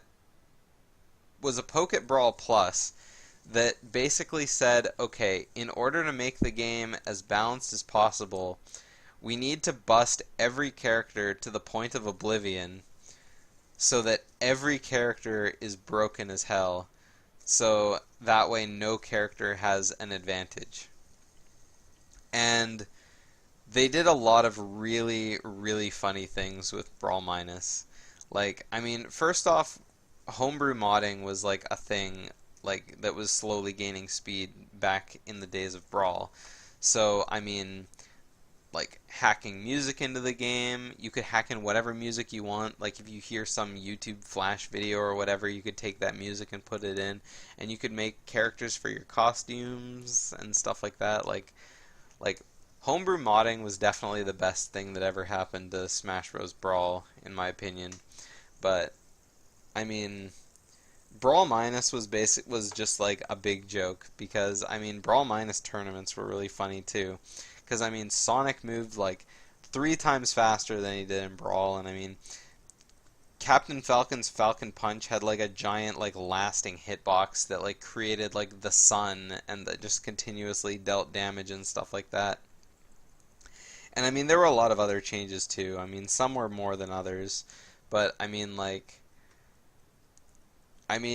it was just a really fun version of the game to play. And I mean, it did get tiring after a while playing it because I mean, of course, everyone wants to play seriously and then, not seriously occasionally. So it was just one of those things that was just like, oh man, this is just really silly, but it was really fun to play against people with. Last thing that I forgot to talk about was Smash Bros. Brawl introduced the concept of Smash Balls, which is an item that lets you do this final smash. Now, of course, items are banned in every format of competitive melee or competitive Smash except casual, but Smash Balls were really fun to turn on just because every character had that unique final smash, which was like their own signature move to like kill opponents with. Now some were very bad, like Kirby's was really easy to dodge. Fox, Falco, and Wolf all had the same final smash because they were so creative and gave all of them a Landmaster tank. Link and Toon Link both had the same final smash kind of thing, so I mean a lot of them were really good. I mean Peach's was really dumb too because I mean if you spot dodge Kirby or Peach's final smash you just wouldn't get hit by the effect of it. So I mean that kind of defeated the purpose a little bit of using it. But and then of course some of them were really good. Like if you could control Sonic's final smash, you could just sit over people and just kill them off the top by just like dealing so much damage to them at once. Pikachu's final smash was pretty terrible. I liked Game & Watch's final smash because it was like impossible to avoid because it was just like this giant Game & Watch octopus that could like extend out its tentacles and stuff, and I thought it was really fun, but I mean final smash is final smash, so.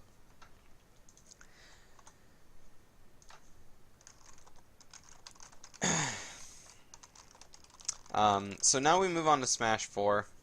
Smash 4 is like, I'm not going to talk about the, I'm not going to talk about the 3DS version of Smash 4 because I never played it, so I'll just talk about the Wii U version a little bit. Smash 4 was like probably the most disappointing Smash for me in terms of like Smash, just because like I just didn't like it. Like when Smash 4 came out, I'd already been like jaded by Brawl and I knew what to expect in terms of the game. But I mean like at the time when Smash 4 came out, I was basically at the end of my Melee cycle, right? And I just wanted to play another Melee. Like I was just in that. Like I'd played Melee and PM like pretty good. And then when they were announcing Smash 4, I was really hyped to play it, but not for very long. Like I played it for a little bit, but then I just never really played it. Like I played it with Luxurious Lady here and her roommate for a little bit when the game came out. And then I played it with friends too, and I've hosted some tournaments for it too, but I just wasn't really that into it. Like some of the characters in it were like I mean they were pretty fine. Like I mean the game had a sizable roster of characters. There was 58 characters in the game, including all the DLC of course. And I mean there wasn't a whole lot of DLC, but I mean there was some. So the game obviously has a lot of like newcomers that everyone thought was really hype. So when I played Smash 4, first thing I did was I tried playing Zelda because Zelda is my favorite character, obviously. and she was pretty broken beyond belief because her up B didn't always go in the direction you wanted. So it was like, oh, well, I guess I'm not playing that character. So then I started playing Rosalina because Rosalina was like, her new character, I want to play all the new characters because I didn't really care about any of the returning characters. Like I knew this character and that character were coming back. I didn't even want to try playing Sheik because I never played him Brawl. I played a little bit of Game & Watch because I was like, I want to see if he's different from Brawl, and he was, so I never really played Game & Watch that much. But then I started playing Rosalina and Luma because I was like, new character, I want to try this. So I played Rosalina and Luma for a little bit, and then I was just like, okay, so I don't really want to play Rosalina and Luma anymore. So then I started playing Team Pretty Pretty Princess, where I had like a bunch of characters that I played, but all the characters I wanted to play in the game were all the female characters because I was like, that's just the characters that I turned out playing. Like I played Zelda for a little bit because Zelda was pretty good in Smash 4 when I wanted to play her the same, but if I up B'd wrong, I just died for no reason, and that kind of sucked. So So I played Zelda, I played Rosalina and Luma, and then I decided I needed to play someone else, just in case. And so I started playing a lot of Lucina. And I played these three for a little while, and then I just completely lost interest in the game. I was like, okay, I'm done. I'm done. I don't want to play this anymore. And I mean, the DLC was fine when it came out. I got all the DLC, but I just didn't really care to play any of the characters. Like Mewtwo was like, I don't really like Mewtwo at all. Lucas was like, Lucas, I just don't care about Lucas. Like Roy's our boy, but I mean, I can just play Ike instead. And then I kind of stopped after that. Like, I got all the other ones. Like, I got Ryu, I got Cloud, I got Bayonetta. And honestly, if I played, and I got Corrin, and if I got the game now, I would probably honestly play Corrin or Bayonetta. Just because, I mean, first off, Bayonetta is clearly, like, Bayonetta. And, like, that's just how it goes. Like, Bayonetta is probably, like, the one character I never ever would have assumed would have been in a Smash Bros. Game. Like, if you've ever played a Bayonetta game, you would look at it and go, yeah, that doesn't belong on Smash. And I really like Corrin because, I mean, like, I know, like, dragon characters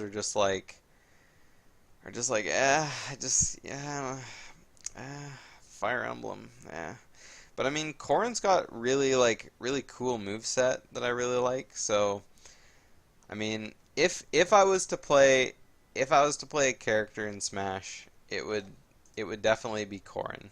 Like, it's just, I don't know, it's just appealing as a character. The moveset looks really cool. It's it's just how it is. I don't know the character's final Smash, but like I just have no idea. I have no idea at all. I don't really know a whole lot about Smash 4 in terms of like the game depth because I never played it for so long. I played Bowser Jr. for a little while too because I thought the idea of playing as Roy Koopa was clearly the best because Roy's our boy, but not that Roy. And then, occasionally you'd switch up to Iggy Koopa and stuff like that. But, I mean, just like some of the other characters are like weird choices. Like, Wii Fit Trainer was a really weird choice. Palutena was garbage. Dark Pit was a really weird choice. Like why Dark Pit? Like, just stop making, like, same versions of the characters that came out before. Like, I mean, I know there were Echo Fighters before, but they called them that. Like, I mean, Captain Falcon and Ganondorf in Melee was the same. Like, Link and Young Link were pretty much the same. Like, Pikachu and Pichu were actually kind of different, but they were kind of the same. But, I mean, like, Pit and Dark Pit was just, like, one of those things that was like, are you guys even trying anymore? Like, come on. I mean, I know there weren't a whole lot of new Echo Fighters at all. Like, I mean, Ryu is a really interesting character to add to Smash just because of the way that you can move the control stick to, like, change his moves and stuff like that. And, I mean, Duck Hunt was, like, how do you even make a character out of Duck Hunt? But they did. I guess, I mean, you could say the same thing about Captain Falcon, too, because, I mean, he was just a race car before. And I mean, like Mega Man was cool, Little Mac was cool. The Mii fighters were kind of dumb in my opinion. I don't know. I liked the concept of Robin, how he could use the sword and the book. Greninja's kind of a cool Pokemon, but it's just like I just don't care about any of the characters in the game. And I mean, the one player mode like didn't have that much of a draw to me either. Like, I mean, sure it's got the same old classic mode and this and that, and then you got the other modes like push the ball up the thing and make it blow up, like whatever it was called, Target Blast or whatever it was called, I think. And then there was Trophy Rush, which was a really dumb, thing. And then Home Run Contest came back, and that was fine. The event mode was okay, I guess, but it was just like I don't know. I just don't have a whole lot of positive things to say about Smash 4. Like the best thing that happened to Smash 4 was amiibos. Like I'm just gonna straight up say it. Straight up saying it. Like the best thing that Smash 4 brought to Nintendo was amiibos because people see Smash 4 and they're like, "Oh, Smash Bros." And then they play it and they're like, "Oh, I love playing it." And then you're like, "Hey, why don't you buy this collectible, really nice looking figurine?" And it's like, "Oh, a figurine, I want to buy all the amiibos." And I mean, it worked. Like the Wii U was like the Wii U was like a pretty big failure as a console in the big grand scheme of things. Like it had a lot of really good titles, sort of. But I mean, the amiibos like definitely like sold like a ton of money for Nintendo. Like people who don't even own a Wii U would collect the amiibos. And I mean, I don't own any amiibos. I never bought a single one. But that's just because they were like too expensive for me. I would just rather buy like a cheap Chinese made PVC version of whatever amiibo, and that would be fine for me. I mean, if I was to buy one amiibo, it would definitely be the Bayonetta amiibo, TBH. But I don't know if that one ever came out yet. I mean, the Duck Hunt amiibo would be cool too, but yeah. So, I don't know. That's just how I feel about Smash 4. I don't have a whole lot to say about it other than the stages too. Like I don't even remember half these stages because like I never played a whole lot of it. Like I did play a lot of 8-player Smash when it came out, but I mean some of it's just like eh. Like a lot of the stages that came back were like I just didn't care so much about. Like Luigi's Mansion was cool to see again, but I didn't really enjoy the stage. Delfino was okay. Woolly World was a fun stage, sort of. Like I'm not a big fan of stages that pick up off the ground. I mean, I know Delfino does that, but it's just how it goes. Same with Halberd. Great Cave Offensive was not like a good new stage in my opinion. Like it was just too big, and I mean, Great Cave Offensive was one of those stages where if you wanted to be a dick and run away the entire match, you could literally do that because the stage was big enough so that your opponent would never be able to catch you. So, I mean, those stages are kind of fun to play on, but not when your opponent's being, one of those kind of people. I'm trying to look for stages that were exclusive to the Wii U version that didn't come out in other games. Pyrosphere was a really cool looking stage. I really enjoyed that one. Kalos Pokemon League was good too. One thing I really did like about Smash 4 though is that it introduced the Omega stages where you could turn any stage into a final destination or a battlefield, I mean. No, it was Final Destination. And I think it was like, I mean, I really enjoy that because, I mean, obviously you want to play the stage as it is with its hazards all intact and stuff like that. But at the same time, you know what? Like, I just want to see the pretty background and the characters interacting in the background, but have it just be just platforms and a stage. Like, I just want to see it like that. So, Coliseum was another kind of S stage. Fire Emblem. Flat Zone X, same as Flat Zone 2 and Brawl. It was just like, eh. The Boxing Ring was another walk-off. The Town and City was a really good stage. I like that one. Garden of Hope was one of those stages I didn't really like. The Gamer stage was kind of eh. Like, I mean, I don't really have a lot to say about most of the stages. The Miiverse stage was really cool. I like that.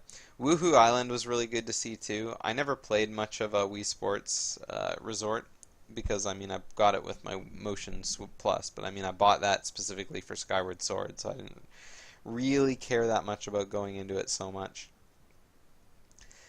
Gower Plain was a pretty cool stage. Like it had a really pretty background, but I never played Xenoblade Chronicles, so I didn't really care about it that much. All in all, like if I had to pick my favorite stage, which was a Wii U exclusive, it would probably be Final Destination, just because like the Final Destination stage like looked so pretty. Like it looked so pretty. Um, Orbital Gate Assault was a really cool stage too. Um, Other than that, like I didn't really play on a lot. Like Town and City was probably my favorite stage to play on, just because there wasn't a whole lot going on in there. Windy Hill Zone was an annoying one to play on. Same with the Mario Galaxy stage, um, wherever it is on here. I can't even find it on here. Oh yeah, here it is, Mario Galaxy. But it's like, yeah. Um, but yeah, Smash Tour, the one player mode of the like the game board. Smash Tour in the Wii U version. I never played Smash Run in the 3DS version, but I imagine it was okay. Like Smash Tour was probably the shittiest. I mean, I know I don't swear a lot when I do this podcast kind of thing, just 'cause like keeping it family friendly. But Smash Tour was definitely like the worst, shittiest mode I've ever played in any Smash Bros. Game. Like, I played it once, I think, to unlock whatever it was that you needed to unlock by playing it, and I was like, I'm never ever playing this again, like ever. It was just one of those things that was like, you know what? I'm done. I'm done with this. Like, let's just move on. Yeah, that's what I heard. Smash Run greater than Smash. Smash Run greater than Smash Tour. But yeah, I don't know. So that's all I have to say about that. So next time, so next Smash game, Super Smash Bros. Ultimate, has yet to be released. It has a release date set for December 7th, I think. Usually it's a Friday. Yeah, December 7th. I haven't decided whether or not I want to get a digital download of it or a physical copy. I've been getting digital downloads for my Switch, but if it ever comes time that I want to part ways with my Switch, it would be nice to be able to sell some of my games. And I feel like I don't know if I'm going to be getting a lot of use out of this new Smash. Because, I mean, yes, there's the cool looking one player mode that it's got going for it, um, with the whole spirits thing, which looks a whole lot like stickers from Brawl, which kind of worried me at first, but it looks like they're making a mode out of it, which looks like it could be good and bad. They showed a really beautiful animated cutscene for the beginning of the mode, and it would be really cool if they had animated cutscenes throughout this mode. Um, I know that's really wishful thinking, but I really enjoy fully animated cutscenes, especially when they're like done so well. Um, One thing I didn't like about the cutscene was the really cringy voice acting. Like in Subspace Emissary in Brawl, they did a really good job during the animated cutscenes by having the characters not say anything, and everything was very like like it was very easy to tell what was going on based on characters' motions, their emotions, and just like it was just like very action packed. You could tell a story without talking. And I feel like in Smash Bros, because of the great variety of characters, talking is something that's like it just shouldn't happen in my opinion. Like for example, you get characters in Smash that do talk. I mean, all the Fire Emblem characters say things. You have Ness and Lucas who will say things, but then you have other characters like Mr. Game & Watch who doesn't talk, he just makes beeping noises. Or you have characters like Olimar who I don't think have ever talked in their game. Olimar just kind of I think Louis did talking in Pikmin 2, but I don't believe Olimar had any talking lines. And if he did, like, he's never spoken anything. Um, I mean, Snake has said words, Sonic has said words, Mega Man has said words, but I mean, people like, I mean, there have been Pac-Man games where it was just like, eh. Hearing Marth speak English, yeah, I agree was really odd, just because, like, just because it's Marth. Like, Marth has always spoken Japanese in Smash games. And I mean, there was a really funny comic I saw before I started the show, which was Marth saying like, "Man, we'd have to each take on 10 of them," and then it was a picture of Isabelle next to him, being like with like this terrible, horrified face. But yeah, I don't know. I mean, the game has a lot of characters in it. Like, there's 65 returning characters, including all the characters from the previous Smash games. And then so far, there's been 12 new characters that have been announced, and there's going to be 5 more on the way afterwards, which are going to be DLC. And of course, everyone's going to be talking about the same characters the whole time. Everyone wants to see Banjo and Kazooie. Everyone wants to see Geno. Everyone wants to see Sans from Undertale. It's like everyone wants to see Hank Hill from King of the Hill kind of thing. Like, the chances of all these characters getting in are pretty low since they're not Nintendo characters. But, I mean, to be fair, like, if Piranha Plant can get in, any character can get in, so it's like, you never know. So I talked a little bit about the spirits and the World of Light mode that they have coming. It looks like kind of like a game board or like an adventure map where you walk around from place to place and then you fight specific event matches along the way. It would be really cool if they had cutscenes before the event matches.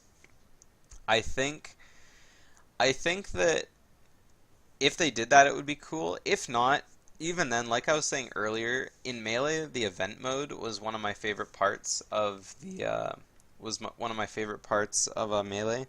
And so, if it's kind of like the event matches, it would be really cool to see. But I mean, I'm hoping for more of a story because the mode looks very story based on the cutscene. But I mean, there's just so many characters; it could go on literally forever. But I mean, is that a bad thing? Is that really a bad thing? I don't know which characters I'm excited to play in the new Smash. I'm excited to play Zelda because Zelda is the character I've always been to. Her new outfit that's very based on the I don't even know what it is. She's based on the A Link to the Past version, I think. So I mean, that's really cool. Hopefully she has more moves or than she did before. I mean, I haven't looked at all of her things. There's a lot of data on the characters. There's a lot of characters data that's already been leaked just because people have been playing the game. One thing that Zelda has is that all of her aerials have less landing lag, which is one of the major things that they added to Smash 4, which made me not want to play the character, because it was just like, I mean, when she does a move and lands, she can't do anything for like 2 seconds, which really sucked. So, Zelda will definitely be a number one. If I had to pick any other characters to try out, I mean, obviously Rosalina and Bowser Jr. I would be going back to because they were pretty fun to play in the previous games. Bayonetta and Corrin I think I would try out. I never tried Bayonetta or Corrin in Smash 4, so it would be a new experience for me. As for new characters, I mean, Snake was interesting, but I didn't really like him in Smash 4. I might try out Game & Watch again, just because Game & Watch was a really cool character, and I played a lot of him in Brawl. For the new characters, there's not a whole lot I'm excited about. I've never played any of the Fire Emblem games past the Game Boy Advance ones, so I don't really have any interest in playing Chrom, or do I know what game he's from? Dark Samus is cool, but I'm not really interested in playing Samus. Ridley is too big, shouldn't be in the game. Get this character out of my game. Just kidding. Ridley looks kind of cool. I doubt I would be interested in playing Ridley. I'm definitely interested in playing King K. Rool, though, because, I mean, fan servicey things is one of my favorite reasons for playing Smash Bros.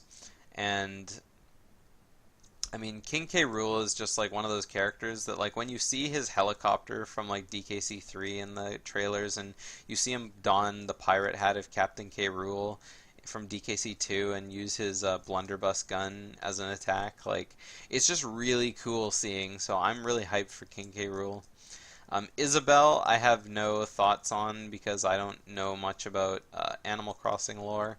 I never played much of Villager in Smash 4, so Isabelle is just kind of like, like, I don't know if she'll be good. She's definitely cute, though, and it'll be really cool beating the crap out of her in matches.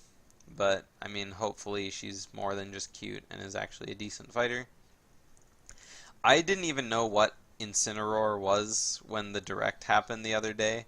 Like, I've never played Pokemon past Gen 4, so I think Incineroar evolved from like that black and red cat that was on like Pokemon X and Y or Pokemon Sun and Moon, whatever starter it was. I had to think for a sec though, but it looks like it has a pretty cool moveset, but again, I'm not really excited about Incineroar in the slightest.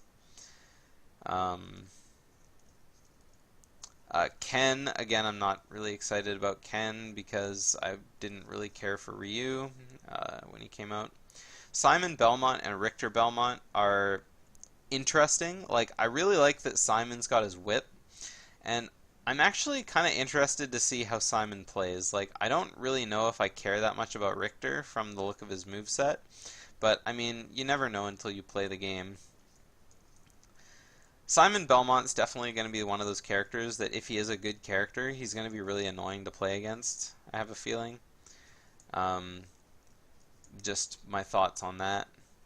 Going back to Bayonetta, I hope she gets nerfed because the competitive Smash 4 scene is really, really cancer because of Bayonetta. she's good enough to be like too good, so it's like it's just annoying to see. Cloud's really good too. I never played Cloud much in Smash 4 because I didn't play the game much after I got those DLCs. So Cloud could be good, could be bad, I don't know. We'll see.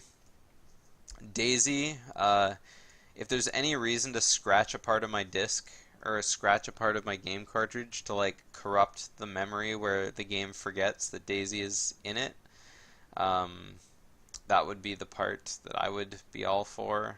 Remove this character from my video game, please. There's no reason anybody should ever be excited to see Daisy.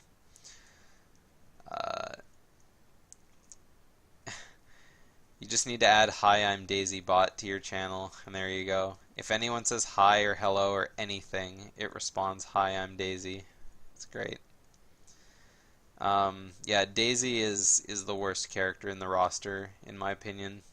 Will unfriend people who play Daisy on me.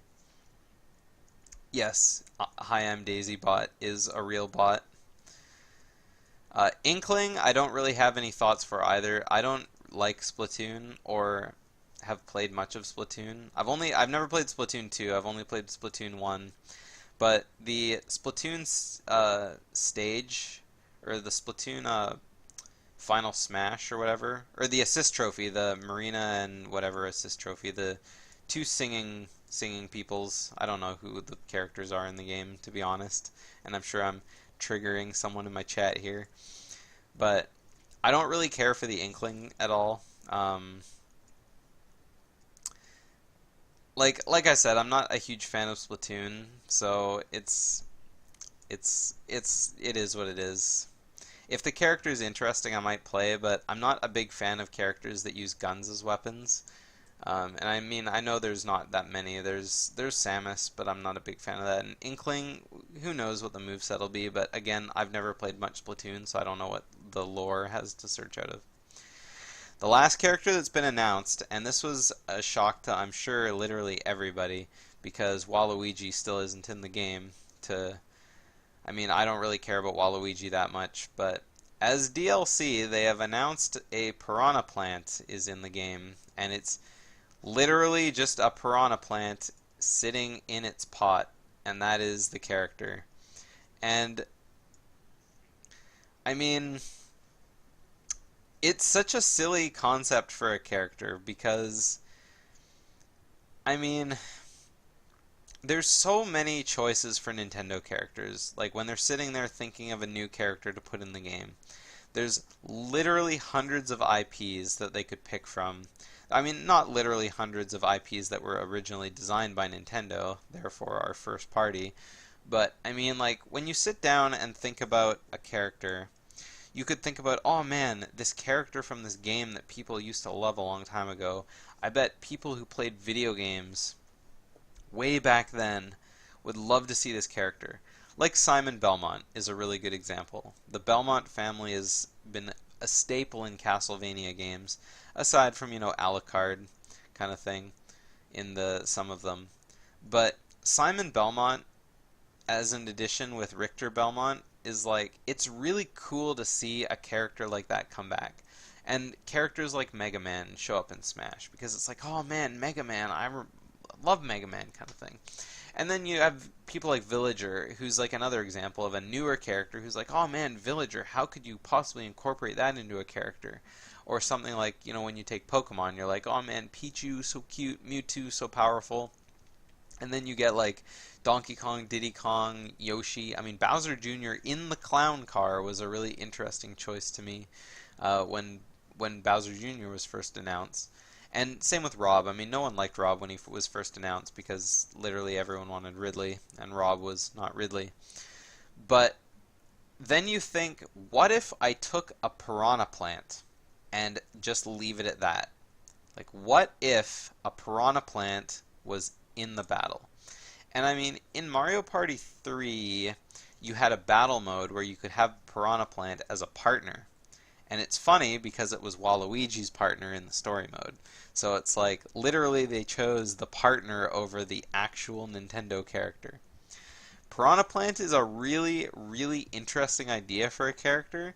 And I mean, for me in particular, I have no problems with it because my two favorite enemies in the Mario series are Piranha Plant and Boo. And I mean, having a King Boo be announced as a fightable character I couldn't imagine a moveset that would be very easy to make for King Boo. But Piranha Plant, I mean, what do you think of a Piranha Plant? Like, I'm sitting here and I'm half hype because I'm like, Piranha Plant's so cool, I want to play Piranha Plant. But then the other part of me is that like Piranha Plant does nothing but come up a pipe and try and bite Mario and then go back down the pipe. Like, that is all the characters had to work with. And I mean, like, I know you had, like, bosses, like PD Piranha was in Brawl, I mean, and then, Mario Sunshine, you had PD Piranha, who's an actual Piranha Plant character, and instead of that, they chose just a regular Piranha Plant as a character. Like, Piranha Plant is like choosing a Goomba as a character, except, I mean, Goombas are a lot less intimidating than a Piranha Plant. But, I mean, you just sit there laying awake at night thinking, how did they choose a Piranha Plant as a playable character in Smash? Like, it's a really, really inventive idea. And, I mean, new main is, like, a really, like, interesting thing to say because, I mean, it's completely true. Like, Piranha Plant is going to be one of the first characters I try out when the DLC comes out. And I mean, Piranha Plant isn't coming out with the game's launch, it'll be 2 months later, but I mean, even still, like you can't not try out Piranha Plant. You'll see it and be like, how does a Piranha Plant fight things? Like, like it's literally just a Piranha Plant. So, I mean, Piranha Plant was cool and all, but I mean, all in all, for the new fighters that were announced for Smash, the character I'm interested in trying out the most isn't unfortunately Piranha Plant. Piranha Plant wins the number 2 slot. The number 1 is King K. Rool. Not only because is King K. Rool one of the most badass villains in my opinion, he's also got really iconic moveset dating from Donkey Kong Country 1, 2, 3. Like he tosses his crown, he shoots the blunderbuss gun, he has his little helicopter jetpack from Baron K. Rulenstein days. He's probably got some moves from DK64 as well, and his makeup is the classic crown cape. He is the king of DK Island kind of thing. But every time I look at him, I can't help but think of lines from the original Donkey Kong Country animated cartoon, which I did watch a bunch of recently because Twitch streamer Haganator played a bunch of it on his stream not too long ago, and I was reminded of how cringy the series was, but it had some really quotable lines in it. But I'm just going to leave it at that. So King K. Rool, definitely looking forward to King K. Rool. Piranha Plant next up, and then under that there's no combination of Bayonetta, Game & Watch, Zelda, Meta Knight, and I'll probably try out Charizard again, because why not? As long as the Pokemon don't like fatigue between Pokemon Trainer, that'd be terrible. I don't really have anything else to say about the characters in the game. They're all pretty much as they are. Young Link hype. Yeah, Young Link is pretty cool. Toon Link. Toon Link is Toon Link. Yoshi.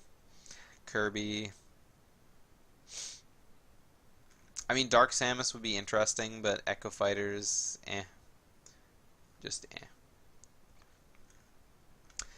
For the stages, I don't know if they've announced all the stages that are going to be in Smash Ultimate, but there's definitely a lot of updates to old stages that are coming back. Like, I'm pretty sure they're bringing back a whole ton of the original stages from Melee, Brawl, and Smash 64. And they're just giving them all, like, updates. Like, looking at the stage list here, I see a bunch of the stages that were in Smash 4 for 3DS, which I never saw before, like Dreamland Game Boy, Spirit Train, and Gerudo Valley, because, I mean, I never played the 3DS version. So the Game Boy stages are kind of to me.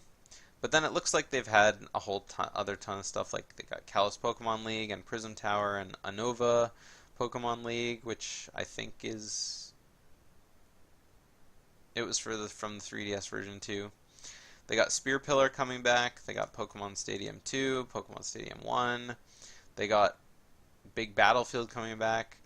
New Donk City is like kind of cool. Oh, here's the new stages. They've only announced a couple so far. All the rest are like the returning stages. Looking at the wiki here, it shows 96 returning stages and 7 new stages, but I'm sure there'll be more new stages than that. The new stages they have announced are New Donk City Hall, the Great Plateau Tower, which looks really cool, Moray Towers, which is a Splatoon stage, Dracula's Castle, which I really hope has a lot of the Castlevania enemies in it. And then, of course, it's got Final Destination and Battlefield, and Final Destination and Battlefield versions of every other stage listed in the game. Not a whole lot of the game's items have been announced, so, I mean, obviously they have the Smash Ball coming back, and the Smash Ball is like, just, like, ugh.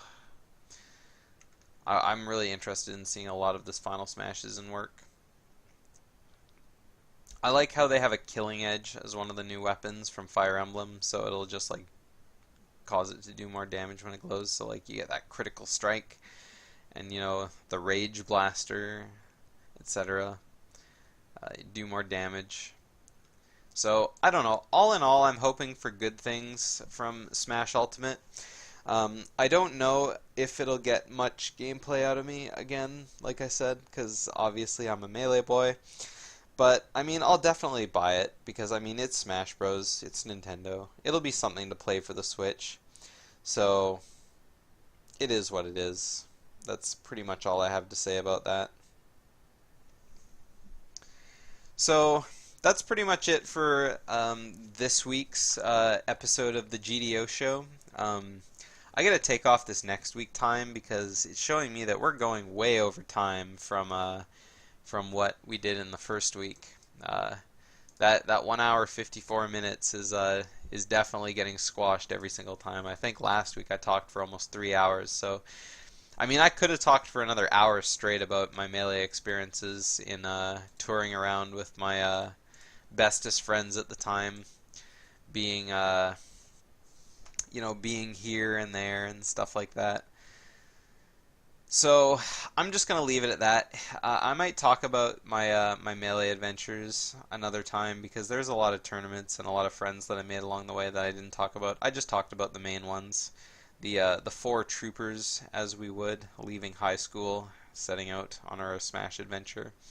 Obviously, there were lots of friends made along the way through the years from between that 2007 to 2013, 2014 mark, and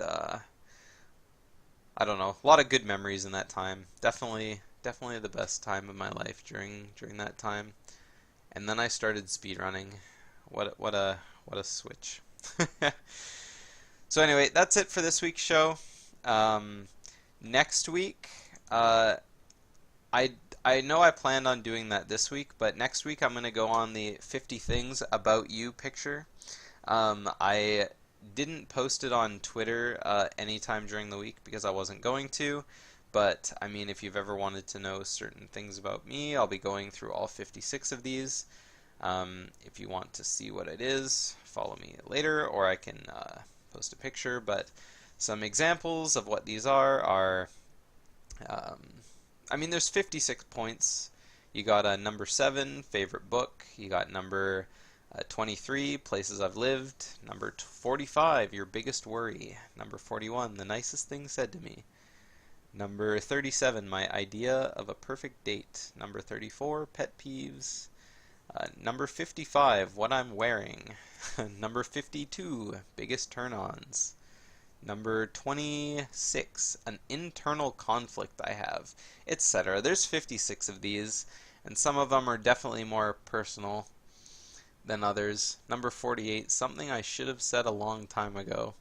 Some of these I'll have to think about, so it's not something I can just bring up a picture and just talk about, but I'm sure I could probably if I talk for over a minute and have maybe some anecdotes about each one of these, I could easily talk about this for over 2 hours, I'm sure, but making episodes long, making them short, it just kind of depends.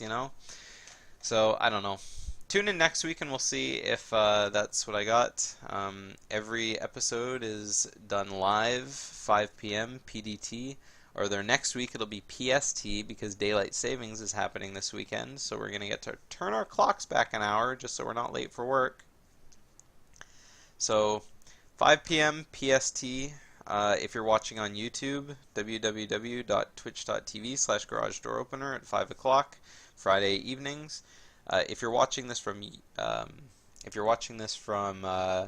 from Twitch and you want to watch any of the episodes that I've done in the past, I'm uploading them all to YouTube at youtube.com/GarageDoorOpener with a 0. That's Garage Door 0 PENER. Because unfortunately, Garage Door Opener with an O was taken. And then, of course, like I said, on YouTube, you can watch live at twitch.tv/GarageDoorOpener. That's with an O, so Garage Door Opener. No spaces. If you'd like to hashtag continue the conversation and you're watching from YouTube, you can always drop me an email at theGDOshow@gmail.com and I'll answer stuff on the show. If you're answering or if you're watching from Twitch, you can just ask stuff in the chat and maybe I'll respond to it. So or you can send me a message, a DM anywhere on Twitter, on whatever I have, Discord if you're on there. but that's it for me. So that's it for this week's show. Next week I'll probably talk about these little prompts, unless something else comes out on the week. If you want to ask me about what I think about what I'm going to do next week, if you're really that interested, send me a message or send me a tweet. Or you can just tune in on Friday at 5 p.m. and we'll see if I actually end up doing that. So that's it for me, and click. Wow. Wow, 225 on the mark. I did not plan that. Hey, I'm Twitch Vids. You showed up just in time for me to be done. So, I'm done for the week. Thanks for watching. Time to play a musical interlude for you guys to go out on.